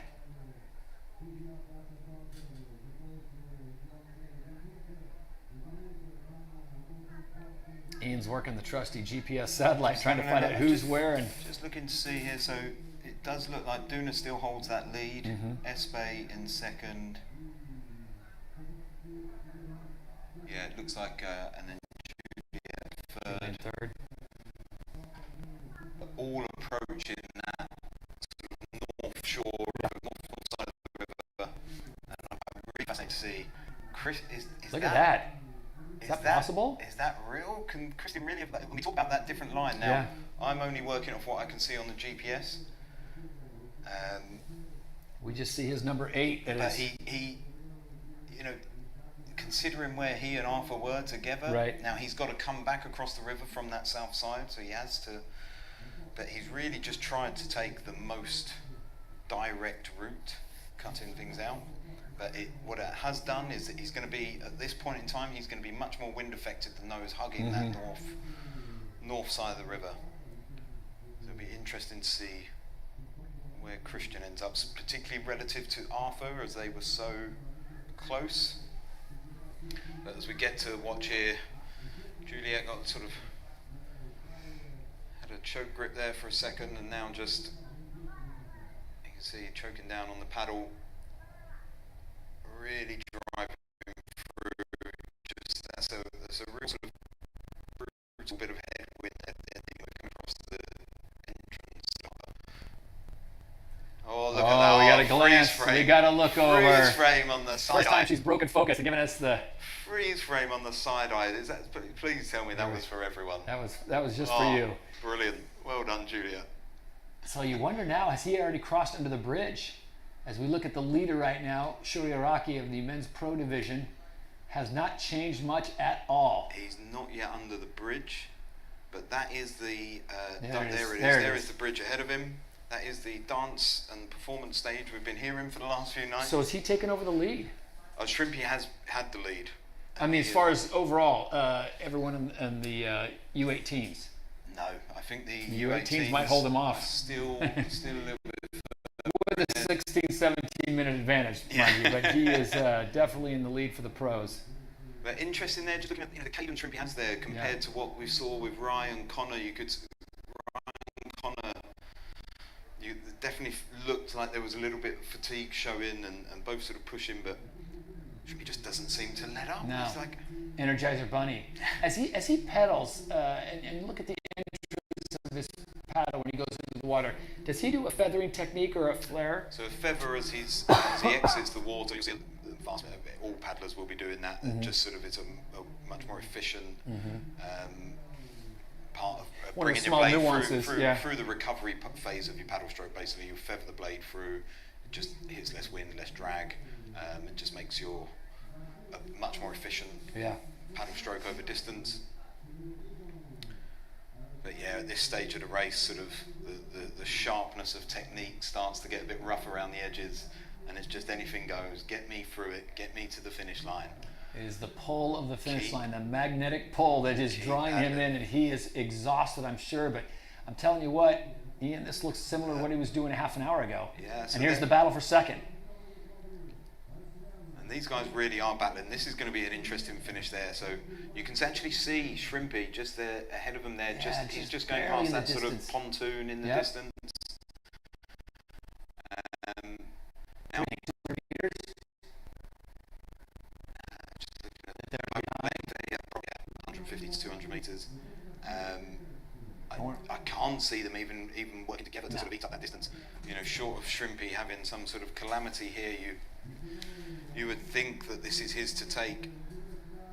Oh, he can probably see the finish line at this point. Looking for his dad up on his bike somewhere on that bridge. On that footbridge. So he's going to come around. There'll be another little jetty on his left-hand side. And once he swings around that, there you see it on the other side of the bridge. Once he swings around that, he will see the finish line. Yeah. So well done as well to the guys capturing this footage. Yeah, again, the drone's drone up is now. amazing. It's so good to see this shot. Ryan, Connor. Don't want to rest too much on their laurels because there's a few hunting them down. Arthur Rutkin and Christian Anderson aren't a million miles look who's away. on the wall. There he is. Go on. I love that. Shuri's dad there. He's calling it up. He's telling him, don't give it up. They're coming. They're coming. Dig deep. They're only 10 meters behind. That's probably what he's saying. Yeah, Come on, keep going. Well, I tell you, we need Shrimpy's dad's camera. That Shrimpy cam would be fantastic.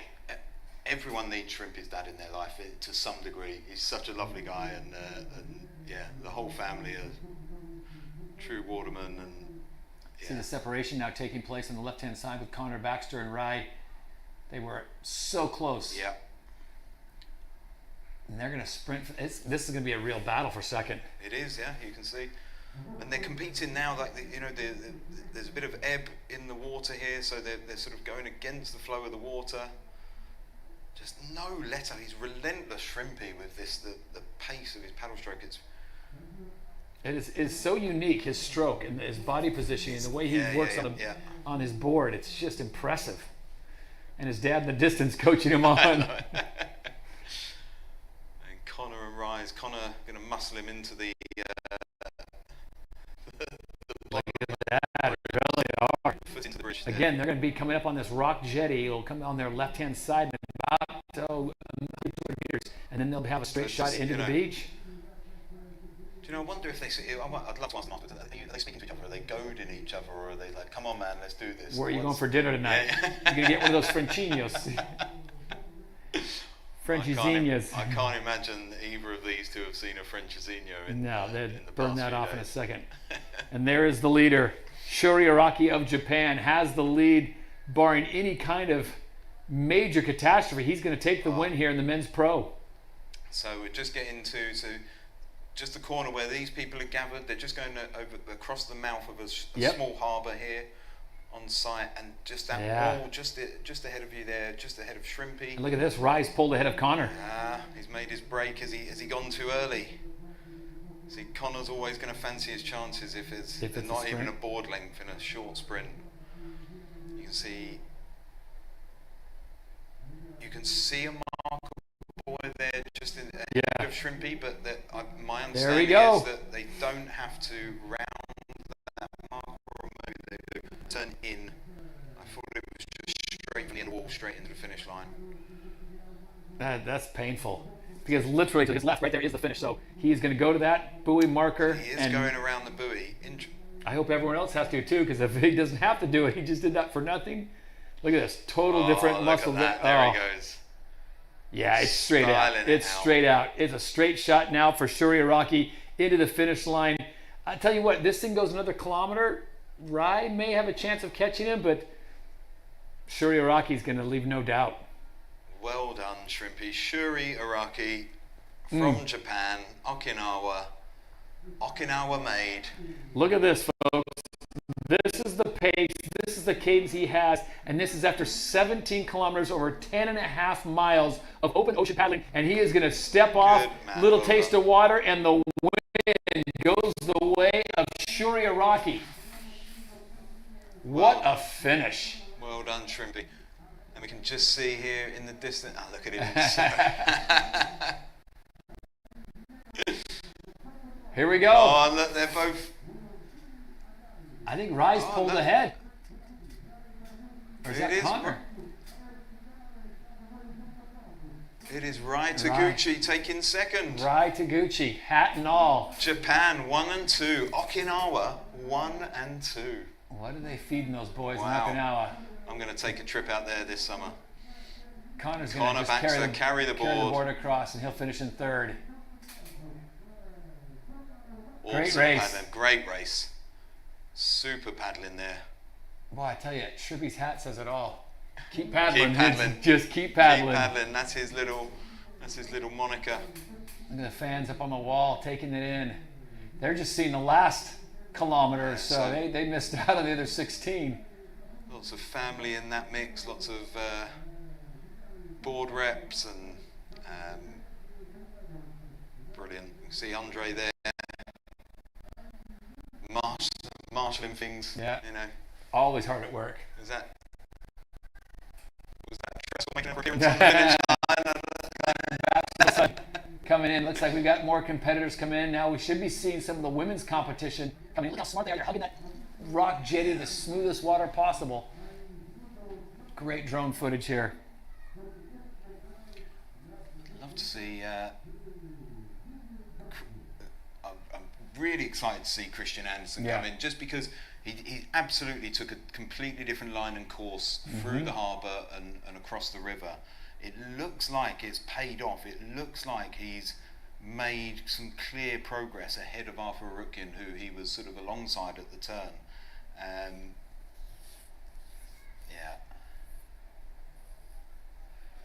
Continue to bring you great drone footage. And there he is. There he is. The polar bear. The sighting. polar bear is there.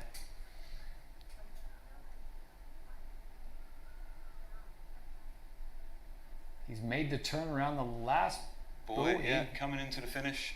So he looks like he's going to finish in fourth.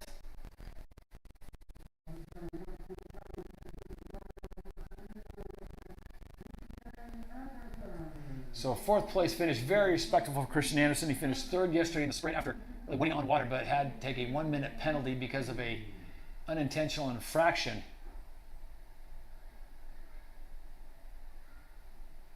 Smile on his face as well. So fourth place we think that is there for Christian Andersen. You don't want to get too close to that wall. You can see just under the waterline some of the little rocks. You don't want to get caught at this stage of the race. You don't want to catch your fin on that. We've got a battle going on here.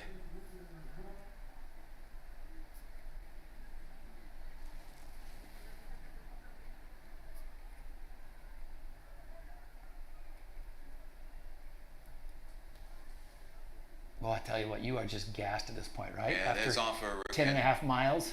There's Arthur coming in. And that's so, you know, Christian's line really did seem to pay off there. Looks like it's paid off. Arthur's so cool, so calm. Look at him. It's like, yeah, Just walked it. just done. No problem. I'll get my board. Good battle here. Who have we got in contention here? I This think will be Aaron Sanchez is here amongst the mix. This will be the battle for 6th, 7th, and 8th. Making the turn.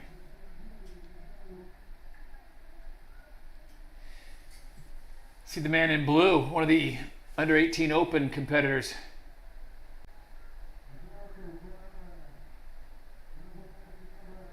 Well done. Grab a Portuguese look at that, flag. Portuguese flag. Good man. He's happy with that. Super job.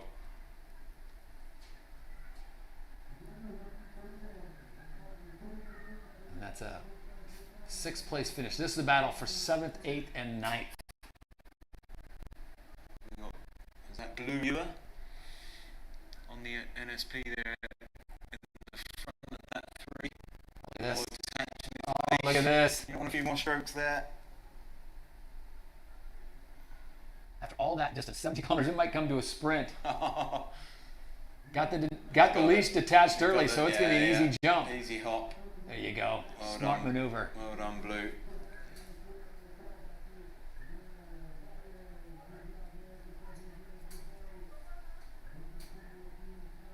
Great job. Look, you see the grimace. There's a smile, but it's a smile grimace. A painful smile. Painful smile. Now I think, is this Donny? Saw this board earlier. Yeah, very I've got a feeling distinctive. It's one of his light core boards.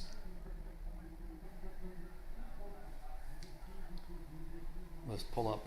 We'll see if we can pull up official results. Obviously, they'll be unofficial until everything is signed off.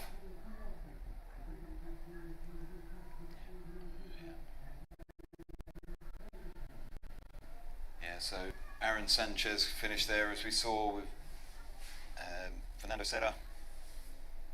Look at some of these times, though. 1 hour, 44 minutes.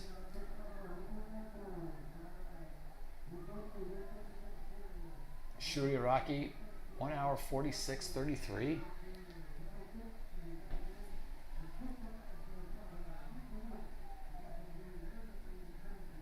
Classy move, taking your board across. I've actually been Bruno. Looks like we've got some of the women And coming this into view. looks like the lead woman, Duna. She's held that lead from very early in this race. And last year's ISA gold medalist, Yep. Duna Gordillo. Saw her this morning. She was, you know, this is what she was here for. Looking forward to this, looking forward to the lumps and bumps, and she has absolutely delivered. So consistent.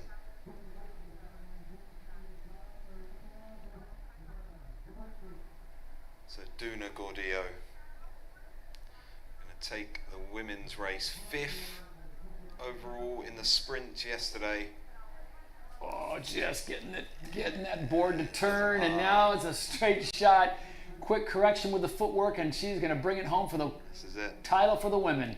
This is the money shot. Well done, Duna. The money shot for the gold medal for the women on the APP distance. Great work, Duna. Awesome. Delight for you. Leash off. One step into the water. Duna grabs the Spanish flag and brings it across for the victory. Well done. Awesome.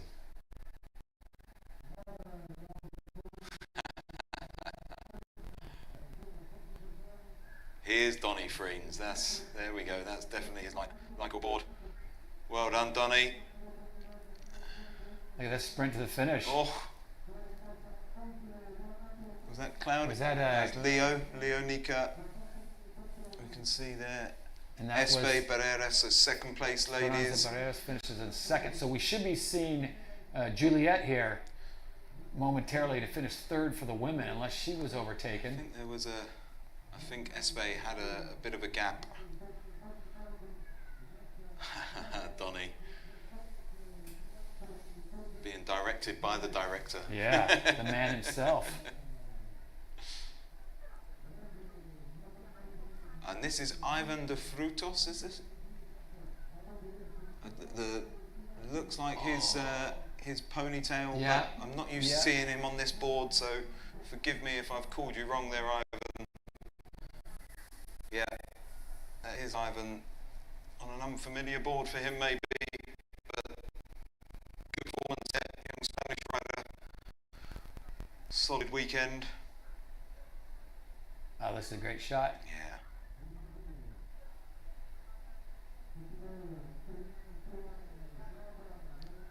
The end of a brutal 17 kilometers. Yeah.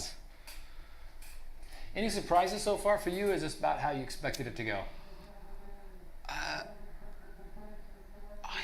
I think Rye has surprised me, right? I think I hadn't yesterday. I felt he seemed a little bit off the pace for what we've seen of him in the past and what we expect. Talking to him, I know he sort of had some illness earlier in the year. Maybe that affected his sort of training plans and the amount of paddling he's been able to do. But yeah, if I'm honest, yesterday I'm not sure I'd have had any money on him finishing second. Yeah, that was great. I mean, he not only caught Connor, but actually was able to pass him in those last 2 kilometers. He was put in the work. Yeah. So well done.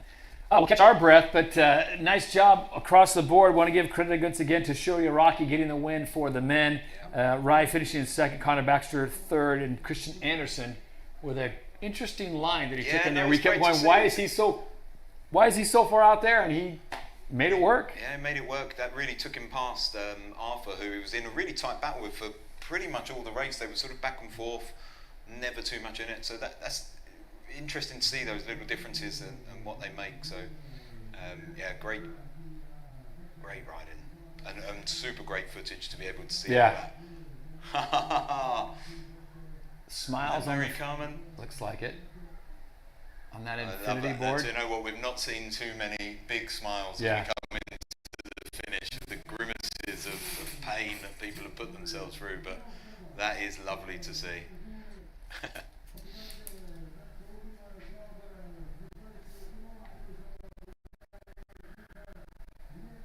Women's competition certainly lived up to the billing with Duna. Yeah, absolutely. Yeah, I mean, Duna really showing what she's made of there. I'm just trying to see because I've not seen Juliet cross the line yet. So have we got a little surprise here where Mary Carmen has taken? I think that's actually Esperanza's dog. Welcome her back. Okay, so more competitors coming in the distance. Yeah, but I wonder if we missed Juliet I wonder, coming in. yeah, we'll have to sort of get an update on that with. Because we saw her and she was in the channel. Who have we got coming in here? I don't know, but do we have a possible sprint to the finish?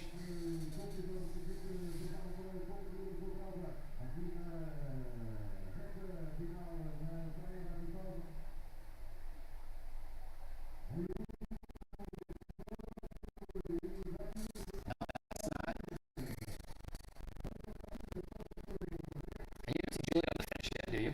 No, I've not seen any footage, so we'll try and get a message out to the team on the finish line as to what we've missed there. There we go. More finishers in the We've men's got pro. there Claudio Nica, a few spaces behind his brother there.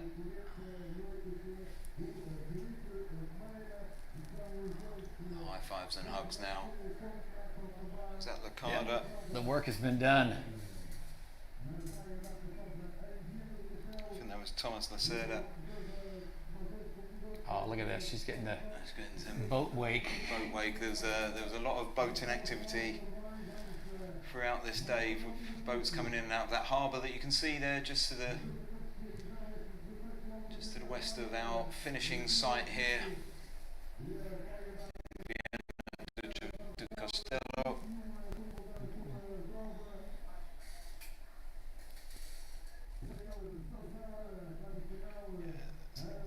Finished. Is that Ines? Let me just get a. Hector, I think we've just missed Hector Jessel from the UK, crossed the line.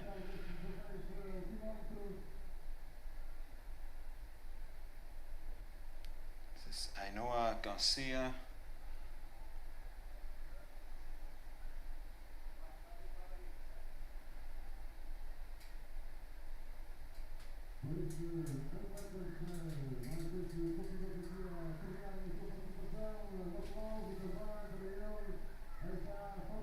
Look at that, enjoy those strokes as they cross the line, the crowd there. Job well done by everyone. Another Spanish flag. I'll tell you what, the Spaniards, so many campers here are performing so well. Going to run out of flags.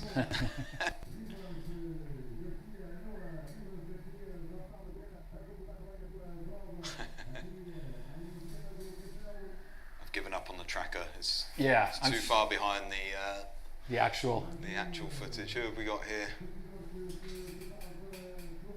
NSP board, Black Project paddle.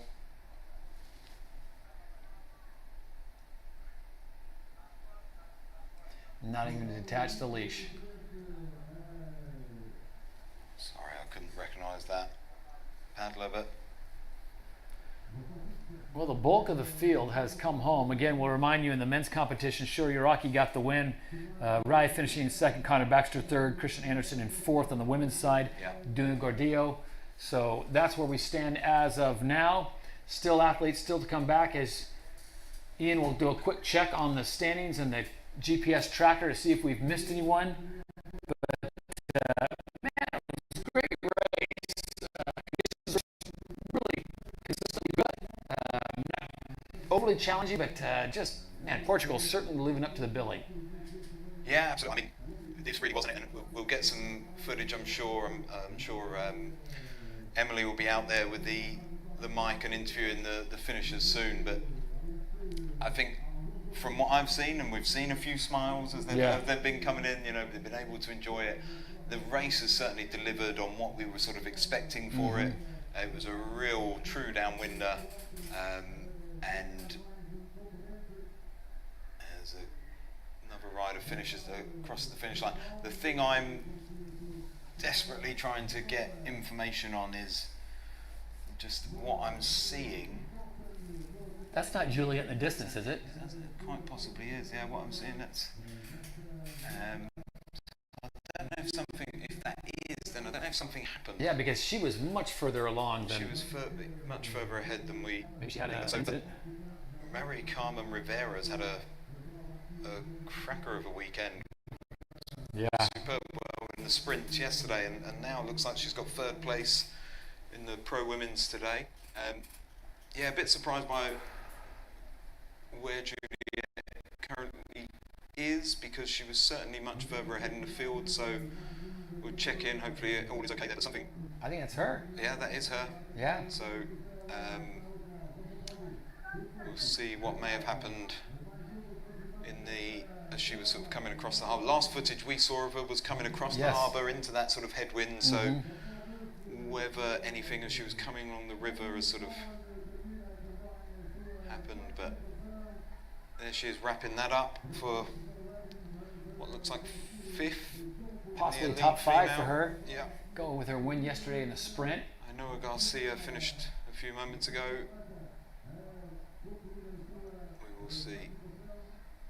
So yesterday's sprint champion will be a frustrating end for her there, I think, because she was certainly running in 3rd place for much of that race. As Connor is leaning over the fence there, looking to see who's where and what's going on. Well, it was a great race nonetheless, and congratulations for finishing there.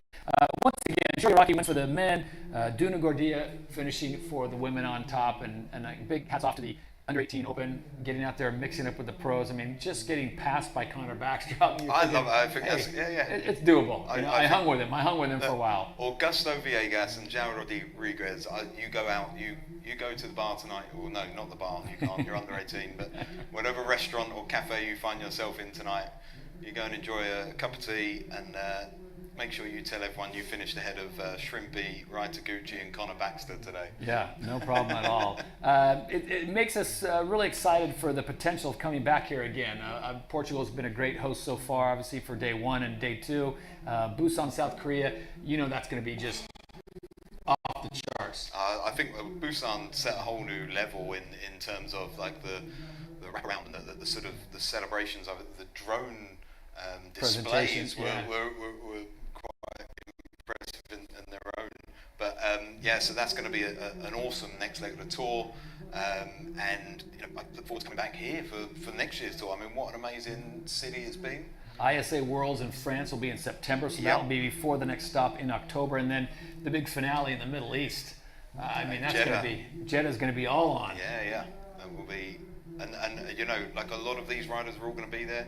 It's interesting here. Shrimpy's picked up a lot of points with today's result, and Rye taking second has sort of almost taken a few points off Connor there. So just in terms of the men's standings, who's going to take the APP Championship this year is all to play for. Yeah, it has been a fantastic weekend. The weather could not have been better. I mean, it was not too hot, not too cold. Water conditions were fantastic. Flat water when we needed it. The swell today proved beneficial at some points, but it was still challenging. It wasn't an easy course by any stretch of imagination.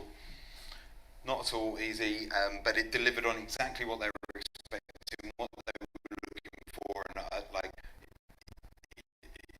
know it was a reference to sort of painful premises, tough, brutal sort of 17k paddle, but I think just knowing how excited the guys were for playing in the lumps and playing all of that, I'm sure that once they've caught a breath, had something to eat, they'll all be sort of talking about, that was some paddle today. They've enjoyed that. Well, it was a great show, and we want to thank everyone that took part, all the people that made this happen. There's so many people behind the scenes that get the athletes to where they need to be, get them fed, get their equipment. We talked about this, getting their equipment moved around. Yeah, I always used to joke and sort of other things that we've spoken on where I would look up to like the big names like the Connor Baxter, the Casper Steinfaths, and I'd say, one day I will carry your board for you. When you land on that beach, I'll pick up your board and move it out of the way for you. Don't you worry. And there's loads of people that have to do all those little jobs and bringing that all together in such a well-organised event. The tech guys have got to get a massive shout out because it is so difficult to get those shots that we've seen today out from the boat, relaying those live. There's some really exceptional footage this weekend we've seen. The team have really pulled off a a fantastic event in a wonderful host city, because it really is a beautiful part of Portugal here in Viana do Castelo. Certainly would like to be invited back, and hopefully the APP will make this a regular stop on the tour. But you know, it's been a fantastic trip, and the performances we've seen out there, really everyone finished safe. One little bit of, I guess, drama you could say was with the men's pro sprint, but you know, in the end, probably the adjudication that took place, it was the right decision that was made. There's always drama. There's always tough decisions to make. There's, you know, that's what racing is. That's but this is, you know, what a celebration of the sport. What a way to promote it, to promote as well the local area here in Portugal. It's just, this is such a fantastic event, really well put together, and these, having just the best paddlers in the world come and deliver on this stage, and deliver the level of excitement we've had both in the sprint yesterday and again in the distance today. Like Rai really taking Connor just on that last stretch there. It's been awesome to watch. Yeah, Shuri Araki, Rai Taguchi, Connor Baxter, top 3, Christian Anderson finishing in the top 5, Duna Gordia getting the victory for the women. And there's still folks out on course. They'll bring it in. Might not have been as fast as Shrimpy, but you know what? They can say at the end of the day, I completed all 17 kilometers. Yeah, absolutely. All the way from Afife down here to the finish line area in Viana do Castelo. And the APP Viana Sup Open comes to a conclusion. 2 great days of racing here just north of Porto, and everyone's eyes now turn to the next stop, which will be in South Korea, as competitors continue to make their way through the arch and get their little moment to shine. That's young Will Keatley. And is that Rasmus? So young Dane and British rider there crossing the line. Great experience for those guys.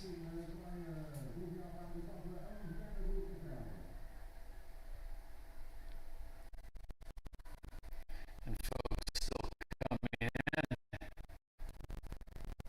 The conditions have changed since we saw Shri come into what we're seeing now. It does look like the wind has picked up even more.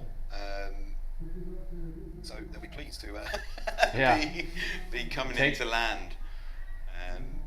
Nice, gingerly push around that buoy. buoy. See now, like this is now a pure headwind. You can see it's really blowing, because this is quite a sheltered area. So to even see that level of wind movement on the surface, and you can see the pain of just making that turn into it around that last buoy.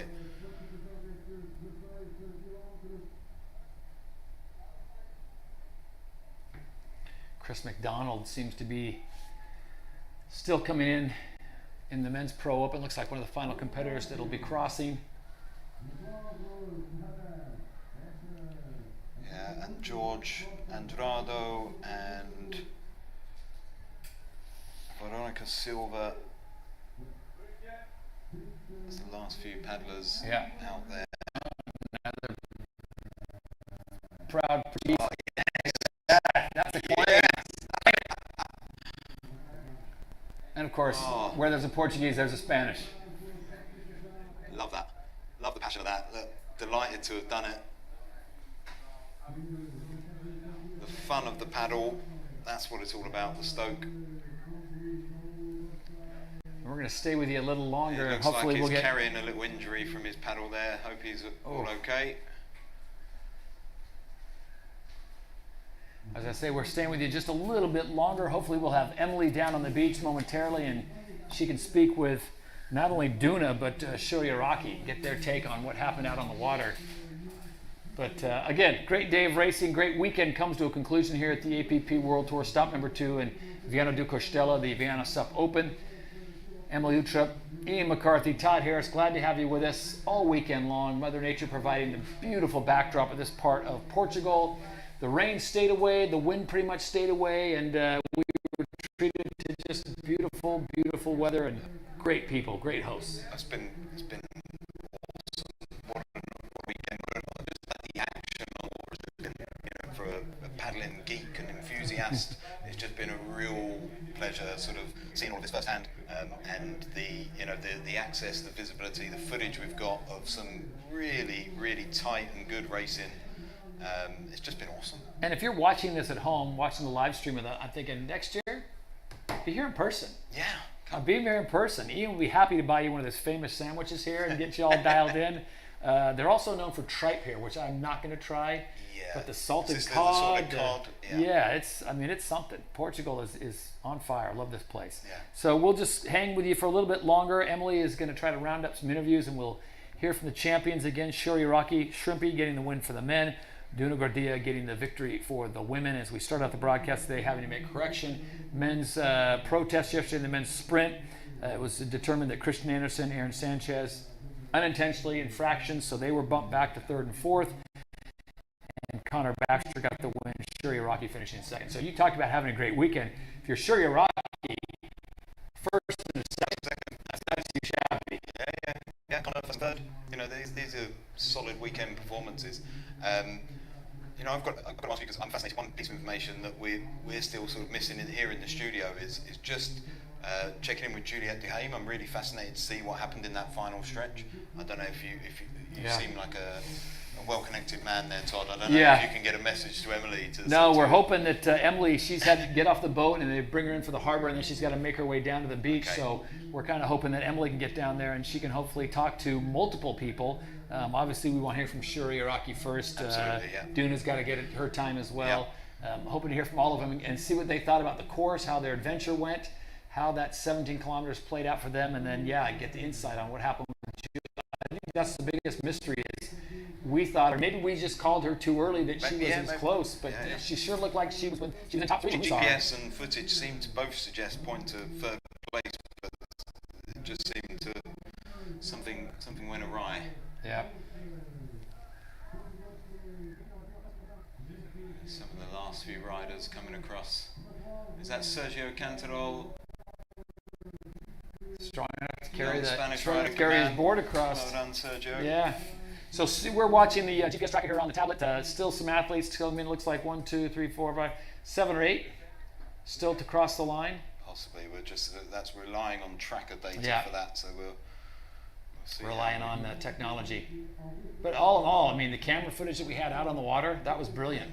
Brilliant. Yeah, 1, 2, 3, 4, 5, 6, looks like 7 more competitors. You have to cross the line here in the Viana Sup Open, Stop 2 APP World Tour, and it's been a great weekend. I love the sprint yesterday. It's such rapid fire. It's quick, and this is like completely different. Completely opposite. Yeah. But it's for the sort of the open water enthusiasts, the ocean goers. They'll love seeing this today. The visibility of that sort of the size of the swell that people are dealing with. You know, for some of the purists, they'll be, I'm sure, sitting at home absolutely loving today's racing because it's been really good down conditions for it, and you've really seen the best of the best talent in the world out there, really delivering some stellar performances. Shuri was just incredible out there today. It's really impressive and just looks super strong all the way through, right through to the very finish line. Even where we saw like guys in second and third had moments where you sort of thought, you could really see the fatigue. That's now, right. Maybe that's just the camera picking its moment, or but I'm sure Shrimpy must have, but I just didn't see it. I didn't see any fatigue. I think it'd be interesting, like to your point, is get a shot of him at the start and compare it with his form at the end, and I don't think there was that much of a difference. Yeah, maybe he didn't have quite the pull that he had early, but boy, he was so consistent for an hour, 40 minutes. I mean, just hats off to him. So Shuri Iraqi takes the win after a second place performance yesterday in the men's sprint. But today, the 17 kilometers was no match for him as he gets the victory. Connor Baxter looked good, consistent, about what you expect. He's always going to be in that top three conversation. I feel for him, man, because he's Connor Baxter, so he's just he's created you expect him to win everything. Aura around him that he sort of wins everything or does everything, and so that's a difficult burden to carry. Heavy as the crown. Yeah. But he is he's had a great weekend. He can't be a 1 and a 3. Disappointed with that. But yeah. Right to Gucci, a great performance today after what I think probably by his own admission would have been a disappointment point in performance yesterday in the sprint, but great finish there, really overtaking Connor there in the last sort of few kilometres. Christian Anderson, what was it, officially third in the sprint yesterday, and then I think maybe a fourth was he today in the fifth, sorry, in the finish on the men's open distance. So yeah, and that line, again, little differences make a big difference, right? Sure. So Christian, very much aligned with Arthur as they made the turn, and then that different line really taking the advantage over Arthur coming into the finish. Yeah, Sunday. It's difficult to keep track of all of this. Brilliant racing, though. Brilliant racing. Look forward to the next stop, obviously, in Busan, South Korea. Never raced there. Obviously, I've been there, but never raced there. What are the conditions like? Will it be much different than what we saw here in Portugal? Pretty similar. I've never been there myself, but just observations from the previous event. Sort of similar, sort of harbour, big port city, a bay, beach area, but an opportunity to get out into some coastal waters, but also some sort of sprints in a sort of contained, sheltered, flat water area. So not dissimilar to this sort of setup. Another athlete coming home. I would say that's part of the Perez family. Good man. Spanish rider. He was. I think he won the sprint yesterday for the open sprints. Yeah, so we're talking about Busan, South Korea, October 7th, the next stop on the APP World 3. I guess that's going to be one of those events where someone's going to emerge as the clear-cut favorite for champion. Someone's going to probably take a hold of this tour. I think so, yeah. But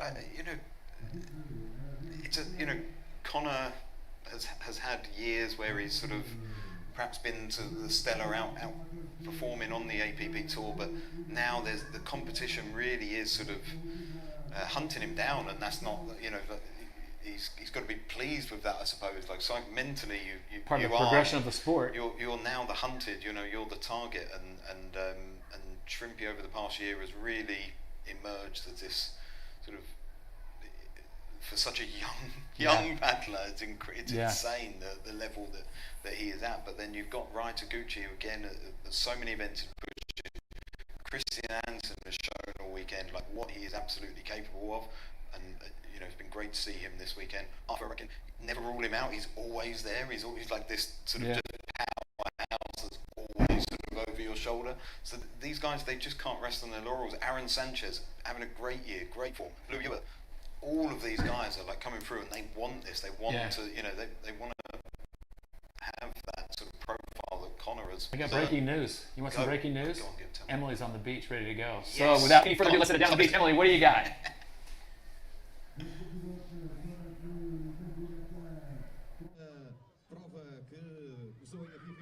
Thanks, guys. That is correct. I am here with Shrimpy. Shrimpy, you are the winner of today's downwind race. Can you just take us through the race out there? You look so strong. Thank you. Thank you very much. Start is very difficult and technical. I hit the shore break, but I passed everyone until the first buoy. Then my favorite downwind, I could save energy whole away. Very long race today. Yes. It was a very long race, but it looked like you were just in momentum the whole time. I saw you just sprinting, getting lots of waves. Was that your technique, just trying to get lots of waves until you hit here? Yes. Only I practice in Okinawa, so I catch the wave, small wave and grand swell, but side wind is very hard for me. But I'm very happy to get first place. Yeah, I saw as soon as you turned around to go into the harbor, there was a lot of side wind and even like wind coming against you. After paddling 14 kilometers in the ocean, how were you feeling right there? Very tough race in my life. So, but very good experience. So I good for this race. Yeah, well done. Is there anything you'd like to say in Japanese? Anyone watching at home? 沖縄に住んでいる皆さん、日本の皆さん、そして、ライブで応援してくれた皆さん、そして家族、お父さん、皆さんに本当に感謝です。スポンサーの方々もいつも、ありがとうございます。今回も、ディスタンスで優勝できて本当に良かったです。これからもまた次のレースに向けて練習頑張っていきたいので応援よろしくお願いします。Thank you so much, Shrimpy, and congratulations, and go enjoy that win. Thank you. And back to you guys. All right, thank you, Emily. Yeah, so no surprise there. Shiryaraki has been fantastic. He was fantastic all day today. Made it look easy, and no surprise, he's still smiling. Yeah, absolutely. Like he's, I couldn't actually hear the interview there, but he is always smiling, always happy. Keep paddling, as he and his hat says. And Shrimpy, if you keep paddling like this, then God help the rest of us out there, because you are absolutely flying. What a joy to watch that was today. Yeah, he was so strong out in the water throughout, start to finish, and yeah, it was fun to watch. Again, Shiryaraki gets the win, Rai Taguchi second, so the Japanese go 1 and 2, with American Connor Baxter finishing in third, and then Christian Andersen of Denmark finishing in fourth place. On the women's side, Duna Gordillo, who we are efforting to try to get an interview with, and if anyone can track her down again, but she's probably off doing social media or doing something else, but that's a big win for her, and that's a nice resume builder. Look, Duna this is sort of no surprise really. All of this has been building, and she's had super big wins. As I say, gold medal at the ISAs last year, in Puerto Rico, and in the distance event. That's what she's capable of, and again another young Spanish rider who is just delivering on this bigger stage. They just keep creating and pushing and generating these super strong, super talented and technically gifted young paddlers, and Duna doing Duna things, to steal one of your phrases from yesterday. Doing Duna things, no question about it. We have just getting word that they have found her. Yes. On the beach, and Emily's going to try to get her down there to that interview position so we can hear from her how her day went. Over 17 kilometers it started out at Afife. Beautiful surf break up the coast here from Viana do Castelo, and then 17 kilometers later they're at the finish line, and she was the top pro woman. You said doing things, and today she was the strongest out. What a perfect race for her. Yeah. Espe coming in second there for the women, and Mary Carmen as Yeah. well. She's had a great weekend. That's a great weekend, yeah, absolutely. Yeah, great to watch the women racing there today. Super strong stuff, and hopefully that is our cue. That is the cue. You know, that's a minute. All right, let's go down to Emily, who's with the winner of the women's competition. Thanks, guys. Yes, I am here with today's woman winner, Duna. Duna, that was an amazing race. You looked so strong. Can you just take us through that race? Well, thank you so much. Well, in the beginning, I'm not doing so good, but then in the downwind, I like so much, and I can catch the first girls, who is Espe and Juliet and Mary Carmen, and then I only, well, I'm so stoked about my race because of the downwind, and yeah, I'm so happy. And can you say a little bit about, like, how was it racing out there today? I saw at some point Shrimpy came up to you and you guys were like racing side by side a little bit. Did that give you a little bit of extra motivation there? It looked like you suddenly was like getting some waves and you were really getting into the rhythm there. Yeah, it was so exciting. I always like racing with Esperanza Barreras, who is a teammate from Spain. And yeah, I like so much the downwind, but and it was a hard race too because of the wind in the final of the race here in the river. But yeah, I only say that I'm happy and so stoked and so exciting race. And is there anything you'd like to say to the Spanish fans at home in Spanish, maybe? Well, thank you for watching me always, and for my coach to see me and support me, obviously for my family, and thank you so much for all. Well, thank you and congratulations. And now, how are you going to celebrate this win? Well, I don't know. I go to Mallorca with my friends, my family, and now be relaxed, training, and focus to other big championships. Well, enjoy that holiday with your family, and yeah, I'll see you soon. Thank you so much. That'll put a wrap on this, the second stop of the AP APP World Tour from beautiful Viana here in Portugal. Final class, we look forward to the World's coming up, and of course the next stop on the APP World Tour, which is in South Korea. My final thoughts. Yeah. Oh my god, just excited. What weekend of racing. Sprints were amazing on like both women's, men's, open. The whole day was amazing. Today, this downwind has just been absolutely brilliant to watch. Some great results, some surprises, lots of excitement on both days. Just another awesome event.